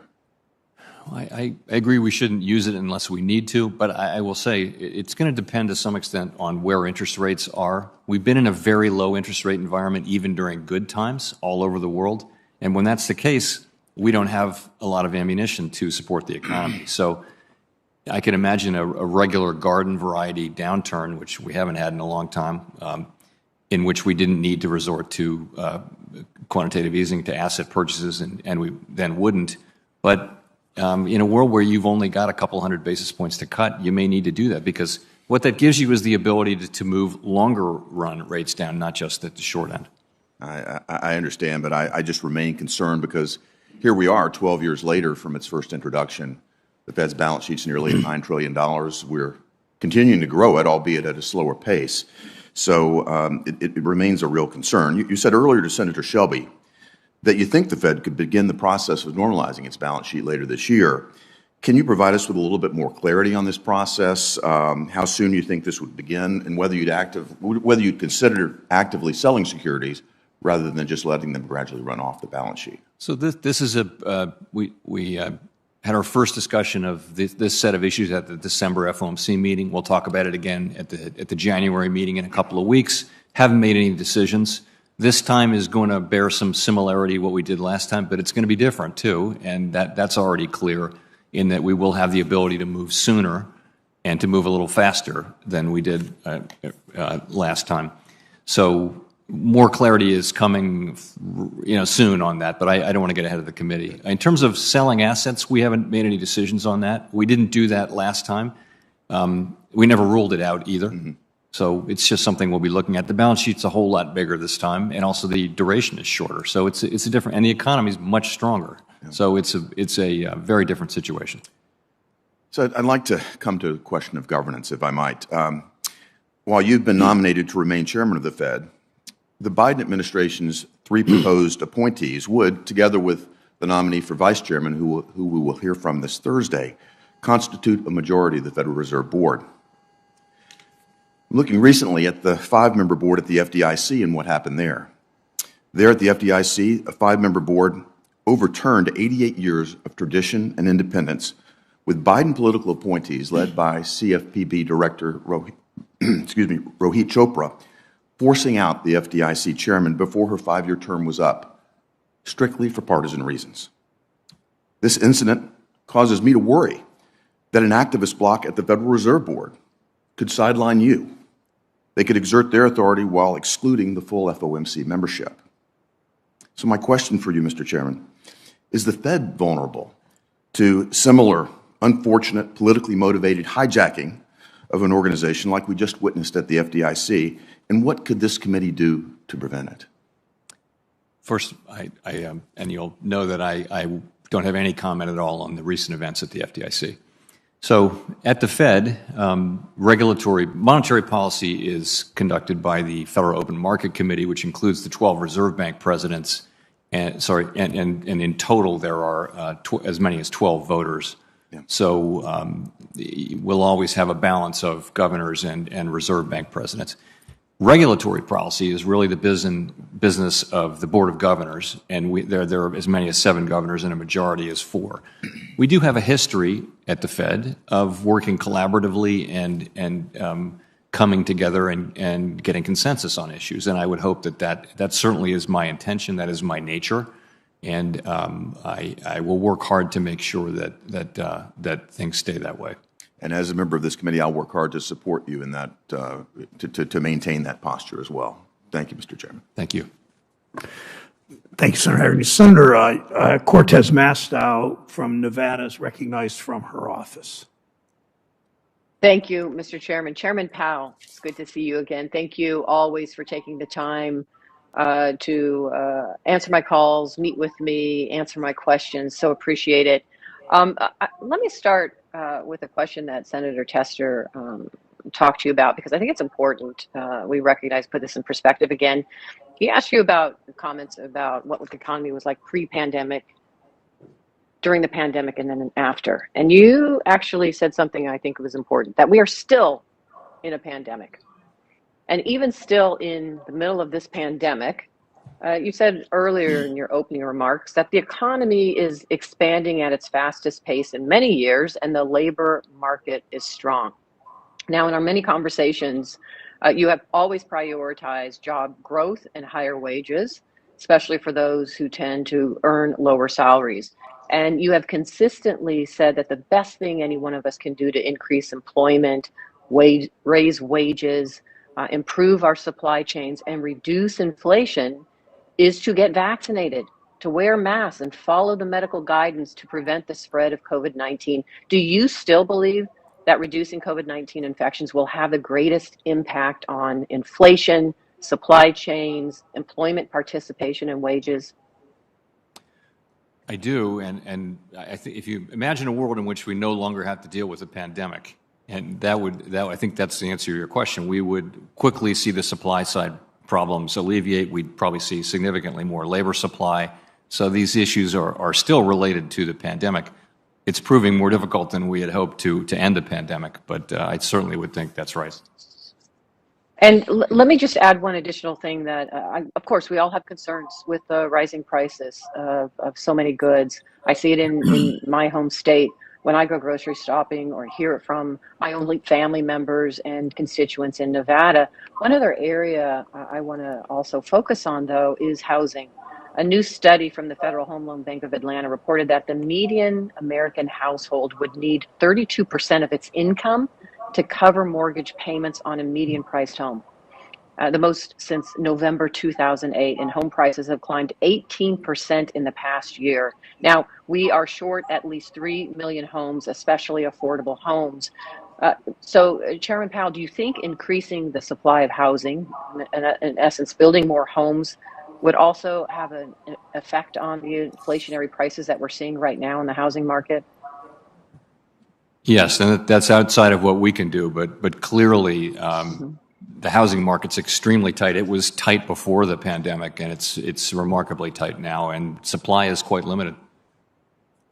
Thank you. Let me jump to another topic, which is ethics for the board of directors. I think we're all disappointed that Vice Chair Clarita did not disclose his active trading in late February 2020. You and I have had this conversation.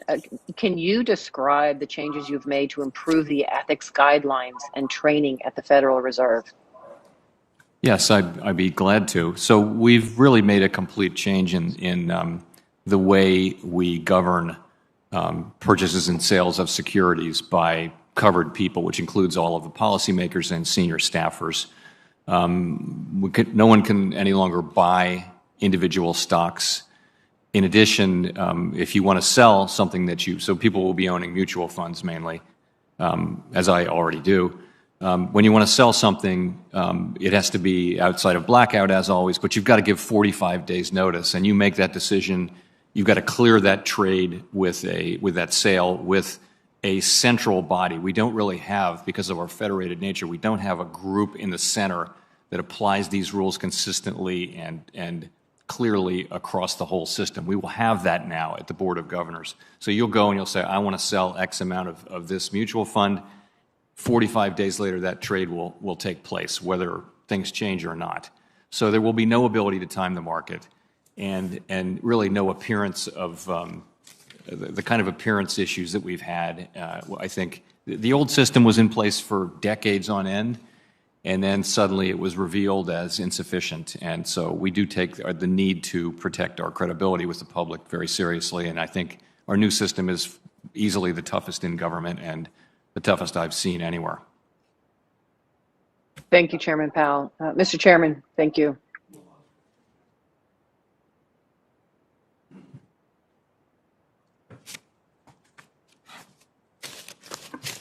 Senator Lummis from Wyoming is recognized.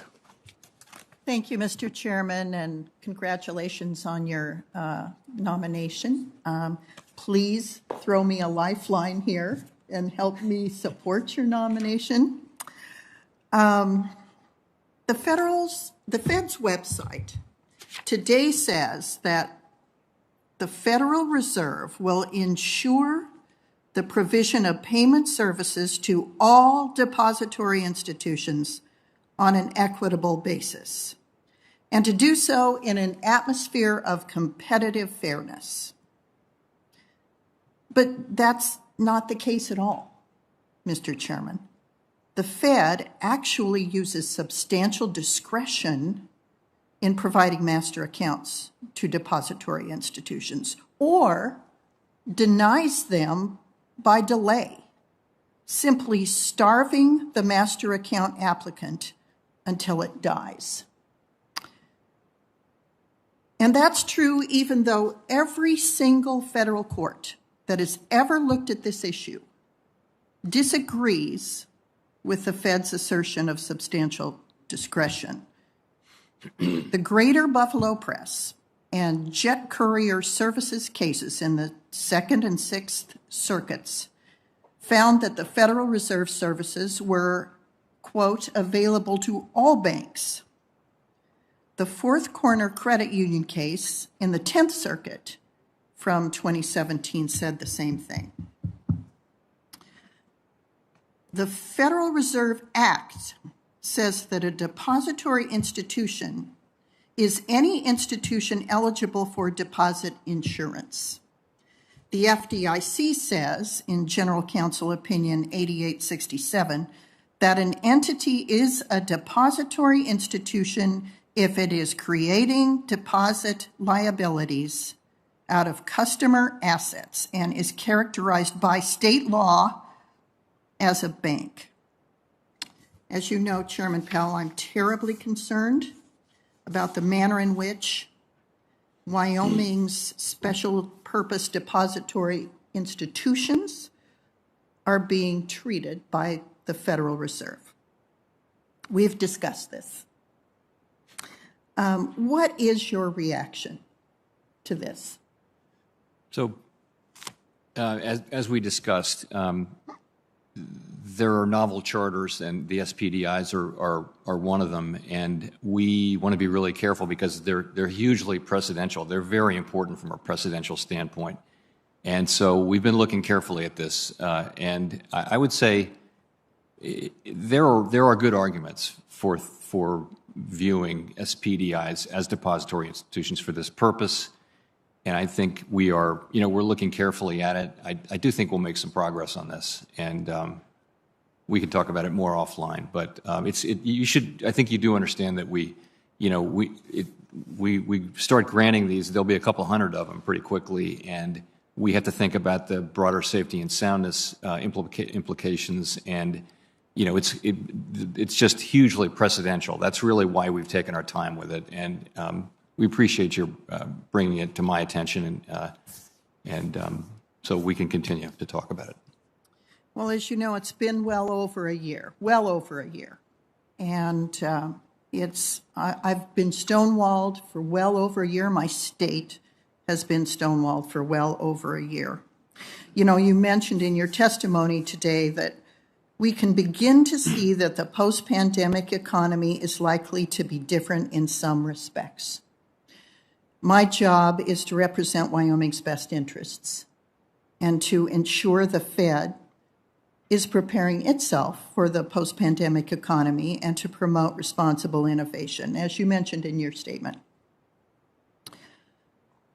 You know, I asked your staff for an update on the SPDI charter last week, and I've yet to receive a response. And as we discussed in December, I believed I would receive a response by today. So my disappointment is profound. My frustration is profound. And for now, I'll just leave it at that. But I will say thank you for your dialogue with Senator Kennedy and Senator Hagerty today. I thought those were encouraging dialogues. And once again, Chairman Powell, throw me a lifeline. I yield back. Thanks, Senator. Senator Smith of Minnesota is recognized.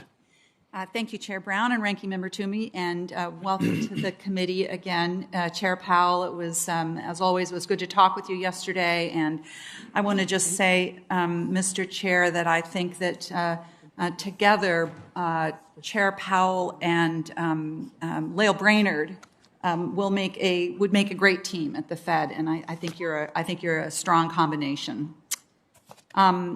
So, Mr. Chair Powell, I'd like to ask you about where we are with employment and how this relates to the decisions that the Fed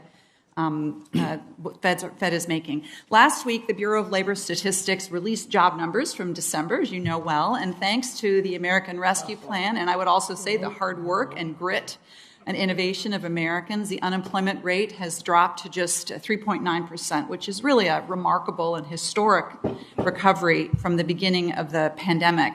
I'd note that in my home state of Minnesota in November, the unemployment rate was even lower.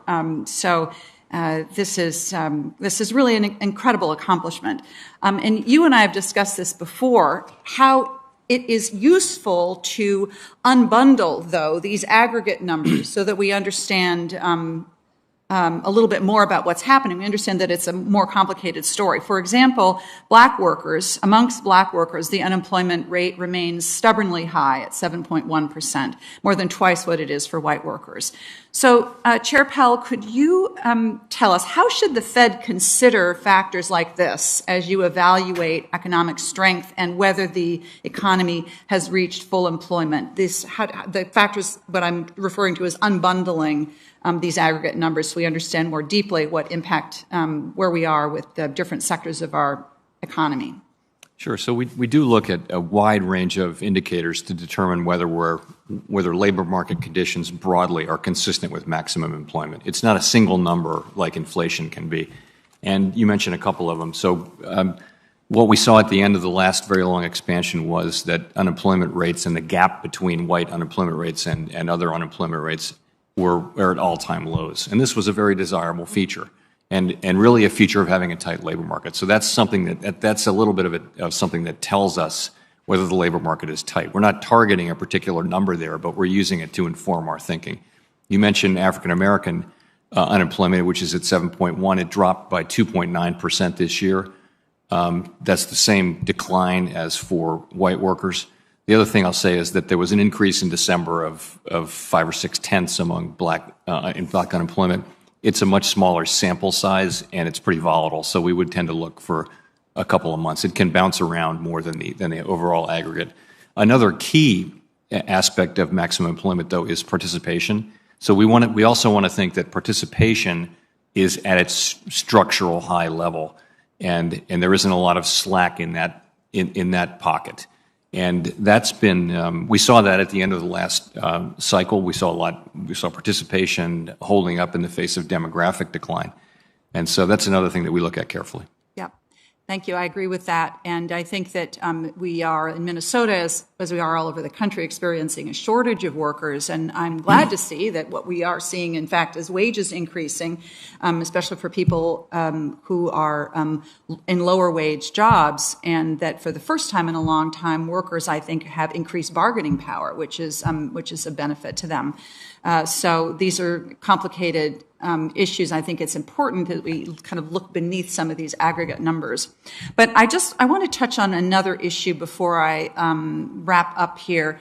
You and I have talked about my grandmother, Avis Mason, who was born in 1898 and who became the president of a small community bank in Etna Green, Indiana. Her father, who started the bank, was blessed with 3 daughters, which is how she became president. Like so many banks around the country and over the years, her bank was ultimately sold to a larger bank and became part of the story of increased consolidation in the financial sector. And this pattern has repeated itself for decades in Minnesota and all across the country. Over the last 30 years, the number of banks in this country has been more than cut in half. And we've seen, I think, the harm that industry consolidation can do broadly, especially in small towns and rural places. I note the comments and the questions of my colleague, Senator Rounds, with whom I've done a lot of work on issues of concentration in agriculture. So, Chair Powell, one of the important duties of the Fed is to review bank mergers. Can you tell us how you think about bank mergers today, and what do you see as the impacts of consolidation on concentration and access to financial services, especially in underserved areas? So we operate under a statute which requires us to consider a number of factors, and those include competition and future prospects, financial and managerial resources, convenience and needs of the communities to be served, CRA performance, BSA, AML compliance, and financial stability. So all of those things go into and there's a rich lore of how we apply those things, and generally banks that are applying for permission to do mergers understand that body of work.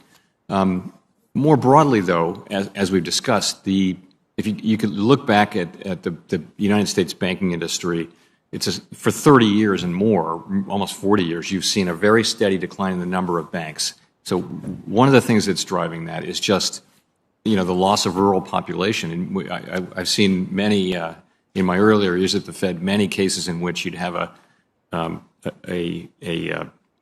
county that had lost half of its population over the last 50 years. It's very typical of rural America. And there was only one bank left, and it wanted to merge with another bank in a nearby nearby states. So anyway, it's a trend that's happening because of demographic changes. Also, fixed costs are going up. Regulatory costs are going up, and that's a fixed cost. The need to invest in technology to serve your customers is really a fixed cost now, and that requires a bigger bank. So community banks are part of the fabric of America, and we don't want anything we do to sort of exacerbate the problem of community banks going out of business. But there are strong secular forces that are driving this consolidation apart from, regulation, although that can be part of it. Thank you. I believe I'm out of town. Thank you, Mr. Chair. Thank you, Senator Smith. Senator Kramer from North Dakota is recognized. Thank you, Chairman Brown, Ranking Member Toomey. Thank you, Chairman Powell, for stepping up again and being willing to take the job on. Congratulations. I'm going to go back to a question somebody asked probably an hour and a half ago, a very high-level point that one of my colleagues made, and I don't remember which one, but he said, in congratulating you, that President Biden clearly has confidence in your ability to lead our economy through this crisis. And without judging those particular words, I'd ask you flat out, do you lead our economy? Is that what your job is to do, is to lead the economy? I'm responsible for an agency that has specific narrow mandates. I wouldn't want to characterize it one way or the other. Yeah, I wouldn't either, quite honestly. But I have great respect for and confidence in our free market economy with a very light regulatory touch. That said, I also want to associate myself with Senator Kennedy's strong word of encouragement to keep the Fed independent. That is why I respect you so much. Chairman Powell, under the previous president, you maintained independence, and we would certainly hope and expect that you'd continue that independence under the current administration. I want to, you've touched on this, but I want just a little further clarification, because somebody, I think it was Senator Menendez, asked you how do you balance the two mandates, of course, price stability and maximum employment. I thought you did a pretty good job. I want to give you a chance to make it even clearer. And maybe I'll help with the way I form the question. Doesn't price stability naturally lead to a strong economy, which naturally leads to maximum employment? In other words, you talked, I think, in your answer that we focus on whichever one's needs the help the most at a given time. That's my paraphrase of it. But perhaps you could just elaborate a little bit on it. Sure. So most of the time, monetary policy works the same way for both of them. Usually inflation is low when the economy is weak, when unemployment is high. And so you cut interest rates, and that helps unemployment go down and helps inflation move up, back up to 2%. So usually that's the case, almost all the time. In rare occasions, though, you have a situation where the two sort of goals are not complementary, and we've had a little bit of that here. I'm not sure we have it anymore, but the idea being that we were far from maximum employment. That's no longer the case, but inflation was really high. So I think the situation today is more correctly characterized as we're very rapidly approaching or at maximum employment, and we're far away from our inflation tool. There's no basis to prefer one of the two goals over the other, but our constitutionally adopted document at the Fed, our Statement on Longer Run Goals and Monetary Policy Strategy, says when this is the case, we look how far something is from the goal and how long it'll take to get to the goal, and we look at the other goal and we use our tools. And I think in the current application of that provision would say you need to focus on getting inflation under control, because you're not going to have maximum employment unless you have price stability. I agree. Thank you. Well said. In fact, with that in mind, what I worry the most about with the Fed, and you and I have discussed this previously, is the mission creep that I think both clouds and, frankly, complicates that main mission of price stability. If you're having to sit around and you have to hire people that are going to assess climate risk, as an example, as though banks themselves aren't already considering that, which, by the way, climate risk, in my mind, is really regulatory risk. Because climate is a global issue. It's not a domestic issue. It's a domestic issue to the degree it's a global issue. But what I worry about is the natural outcome of further regulations in the climate sphere, and that's what we're talking about with a climate stress test, or cyber stress test, or any other number of tests, but climate in particular. The natural outcome is that we're going to somehow transfer our climate guilt to other countries who don't have our environmental and labor standards. In other words, we don't do anything to help the climate except have more imports from faraway places that are much larger polluters than ours. So I have to tell you, I'm a little worried. I'm quite worried, actually, mostly worried about the mission creep at the Fed, should we continue to add these extra things that you have to be focused on. And I would just ask for a response to that, and then my time will wrap up. Well, I agree with your principle, which is that we got to stick to our knitting if we want to remain independent. I really do. And I guess I would say climate is appropriate for us as an issue to the extent it fits within our existing mandates, and I think it does. In the sense of it's another risk over time that banks are going to run, but we're not. The broader answer to climate change has to come from legislators and the private sector. I agree. Thank you, and I look forward to supporting your confirmation. Thank you. Thank you, Mr. Chairman. Thank you. Senator Ossoff is recognized from his office. Thank you, Mr. Chairman, and thank you, Chair Powell, for joining us. Congratulations on your renomination. Chair Powell, are you prepared, if necessary, to act with agility, flexibility, and speed if inflation risk to the upside manifests in coming months and quarters? Yes, I am. And what do you assess to be the level of risk that inflation surprises to the upside in this year? Well, I would say it this way. My expectation is that we will see some relief on the supply side as the year goes on. By that I mean global supply chains will start to loosen up. The shortages will start to be lesser. If that doesn't happen and if we see inflation becoming even more persistent and even higher, then I think the risk of it becoming entrenched in the psychology of businesses and households and people, I think that increases, and that would indicate that we would respond. Thank you, Chair Powell. And you've noted that the Fed and many mainstream economic forecasters had difficulty anticipating the supply chain bottlenecks, the labor shortages, the difficulty with which the global economy would add supply in response to the return of demand and demand stimulated by government policy. How can the Fed improve its modeling such that it's not surprised by those macroeconomic dynamics in a future crisis? So I think this is a unique situation. We don't have 10 pandemics to look back on and say, oh, these are the common features when the global economy shuts down to deal with a global pandemic. It was all just new, and it wasn't the problem, strictly speaking, isn't the models, it's the assumptions you put in the models, right? So I wouldn't blame the models.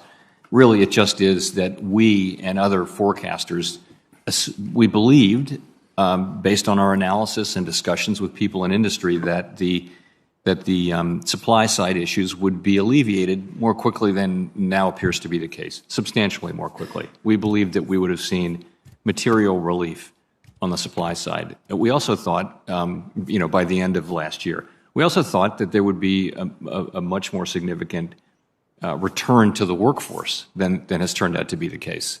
And while that's not what's causing current inflation, it is more the demand side issue that labor supply can be an issue going forward for inflation, probably more than these supply side issues, these supply chain issues that we're seeing. So we assumed, we believed that we would see these things, and the data have come in pretty consistently showing that the supply side challenges are more persistent and more substantial than we'd expected. Thank you, Chair Powell. I want to discuss with you the institutional integrity, public confidence in institutions, ethics among those who hold high office and have privileged access to information. I'm an advocate for banning stock trading by members of Congress who make policy, who have access to information and economic forecasting, and banning stock trading by their spouses. And I will be introducing legislation this week intending to make that the law with penalties for members of Congress who violate those new rules. We had this week the resignation of another senior Fed official related to controversy about their stock trading. How widespread is the practice of stock trading, management of one's own portfolio at senior levels in the Fed? Do you agree that it undermines public confidence in the institution? Will you work with this committee to advance legislation? I know the chairman has proposed some to end that practice. And will you comply with any lawful requests or commands for records or information by this or other congressional committees to examine those trades and their propriety? Well, to the latter, of course, we will do that. But so I would just point out we have immediately upon the emergence of these facts, we began to devise a brand new system of governing investment by principals and senior staff associated with the FOMC. That process is very far along. It's nearing completion. We've already announced the contours of it, and it effectively ends any ability to actively trade on the part of any senior Fed official, either FOMC member or senior staff. You can't purchase any equities. If you bring equities to the Fed, ownership of equities to the Fed, of course they can't be in banks or anything like that, but you can sell them. But if you want to sell or buy anything, you have to give 45 days notice, and it's non-discretionary. Once you say you're going to do that, then those securities will be bought or sold in 45 days. So there's no ability to time the market. In addition, we're going to have a group at the Board of Governors here in Washington that's pre-clearing trades, all trades, and is in a position to apply the rules consistently across the system. And I really think this is the strongest system I've seen in place certainly for a government agency. And I think it really does address the current. It rises to the current situation. I completely agree that the public's faith that we are working to their benefit is absolutely critical. Thank you, Chair Powell. Will you provide the outlines of that proposal to this committee as soon as possible? We've already announced it, and we're very much at the point of being ready to adopt it. But of course, we'd be delighted to share that. Looking forward to seeing the details. It is vital that the public understand that those in positions of power are not trading based upon access to information that the general public does not have. Thank you, Chair Powell, for your testimony today. I yield back, Mr. Chairman. Senator Daines from Montana is recognized. Chairman, thank you. I want to start by expressing my continued concerns my colleagues have had with inflation we're seeing in the economy. The last time you were here before the committee, real wages were down. Well, they're still down as we sit here today. 1.9% over the course of 2021, to be more precise, and I believe it's a direct result of this inflation that we are seeing. CPI inflation grew by 6.8% year over year in November. Tomorrow morning, we're going to get the CPI reading for December. I think we all know it's not going to be good news for hardworking Montanans, hardworking Americans who are seeing their wages eaten away month after month by inflation.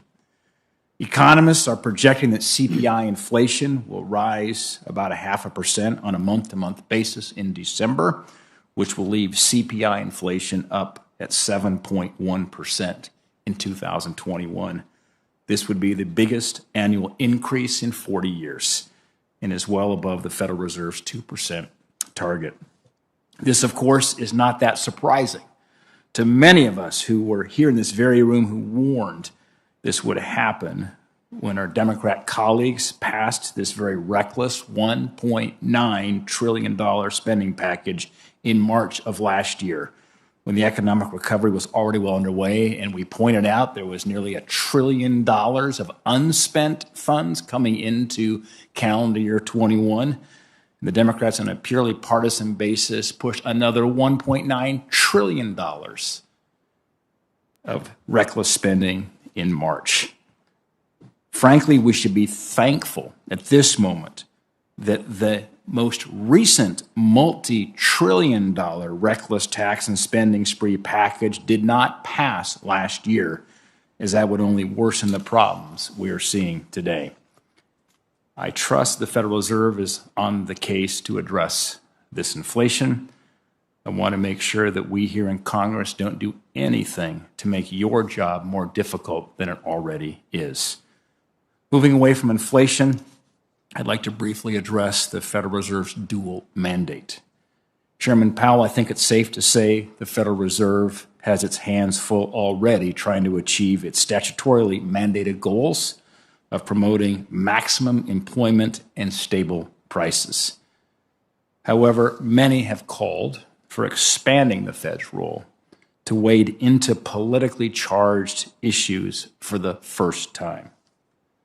The Federal Reserve has a long history of political independence, and I worry that independence could easily be undermined.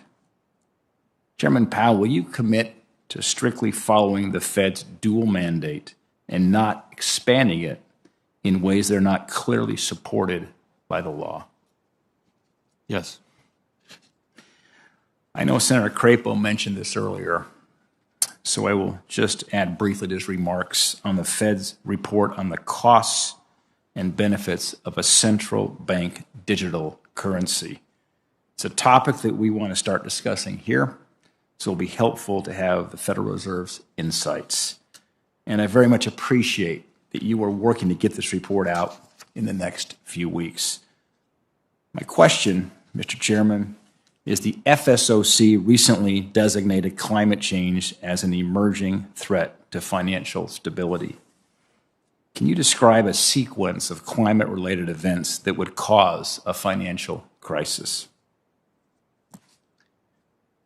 So it's a good question. The way there are two different kinds of risk, right? There's physical risk and then there's transition risk. So physical risk tends to be these risks in the form of extreme weather and that kind of thing, and they kind of accumulate over time gradually. And to have a financial stability disruption, something that actually threatens the financial system, it doesn't result from that kind of a process. So it doesn't seem likely in the near term that it would come from physical risk. So that means the real risk would be transition risk, and what that means is some surprising event would have to take place that destabilized the whole financial system and maybe caused a very large financial institution to fail in a disorderly way. How would that happen? It conceivably could happen through government policy, or it could come through an event, some kind of a public event that really, not unlike the pandemic, only related to climate in some way. So those are the kinds of things.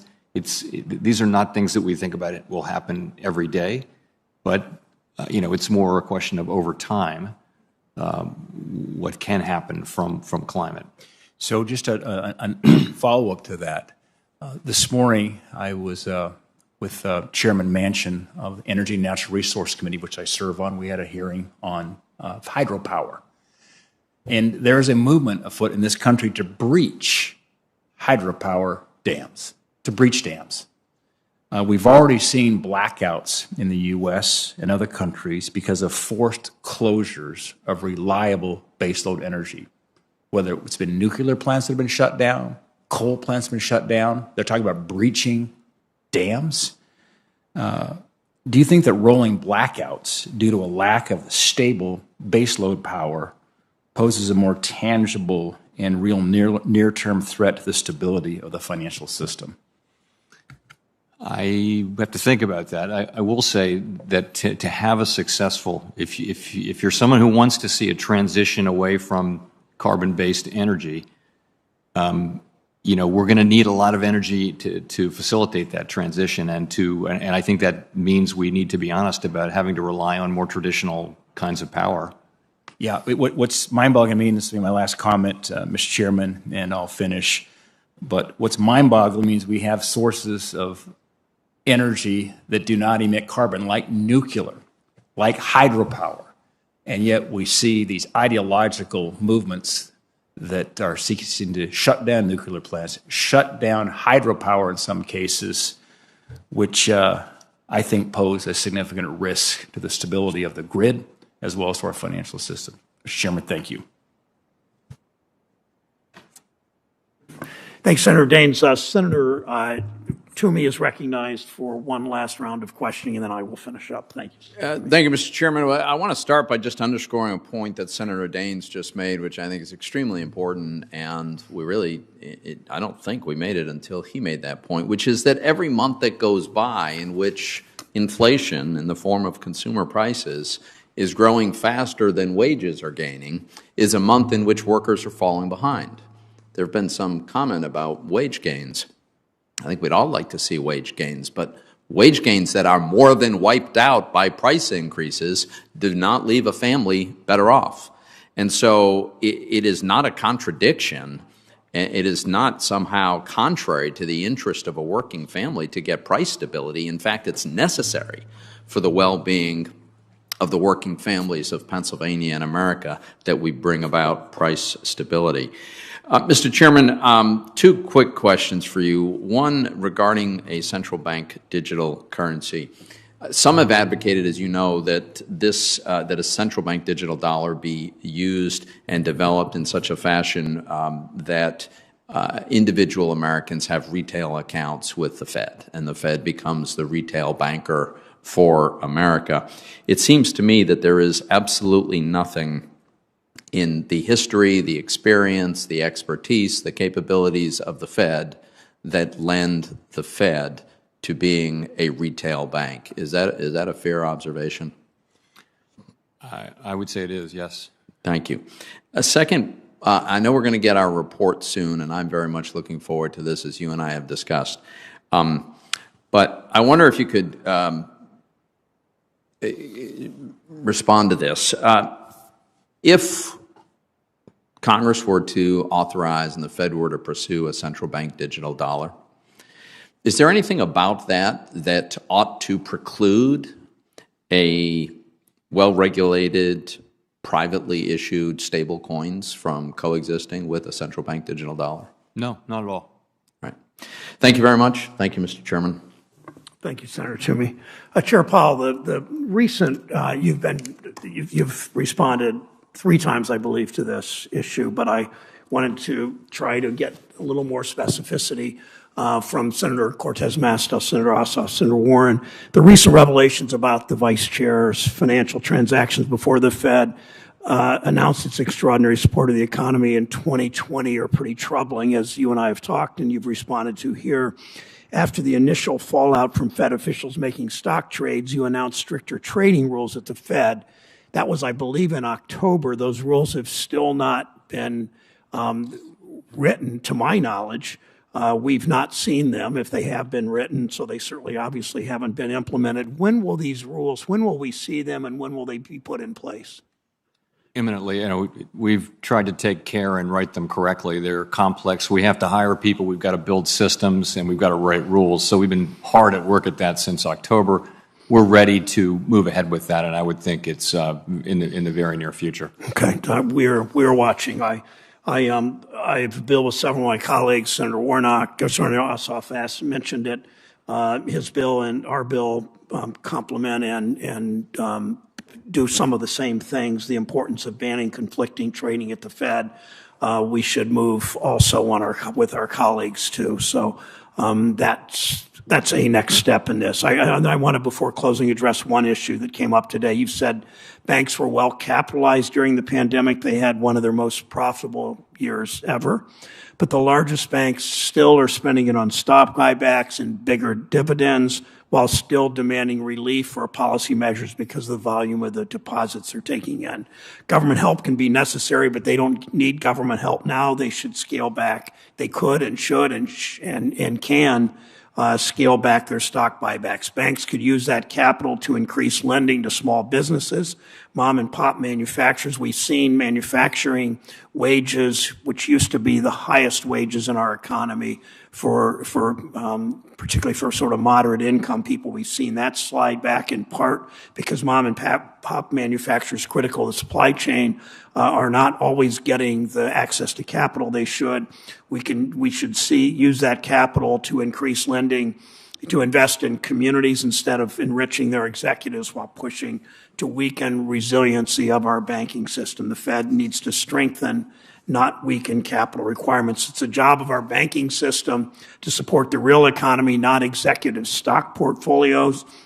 That's what this comes down to. Everything the Fed does needs to support the economy so that it works for all Americans, workers, small businesses, their communities. That's the Fed you must lead. If confirmed, I plan to support your confirmation. I'm counting on this as most of us in the Senate are. So, Chair Powell, thank you for being here today. Thank you for providing testimony. Senators who wish to submit questions for the hearing record, those questions are due at the close of business on Friday, the 14th of January. To the nominees, we'd like to have your responses by Wednesday, January 19th. Thank you again for your testimony today. The Committee on Banking, Housing, and Urban Affairs is adjourned. Thank you. Thank you.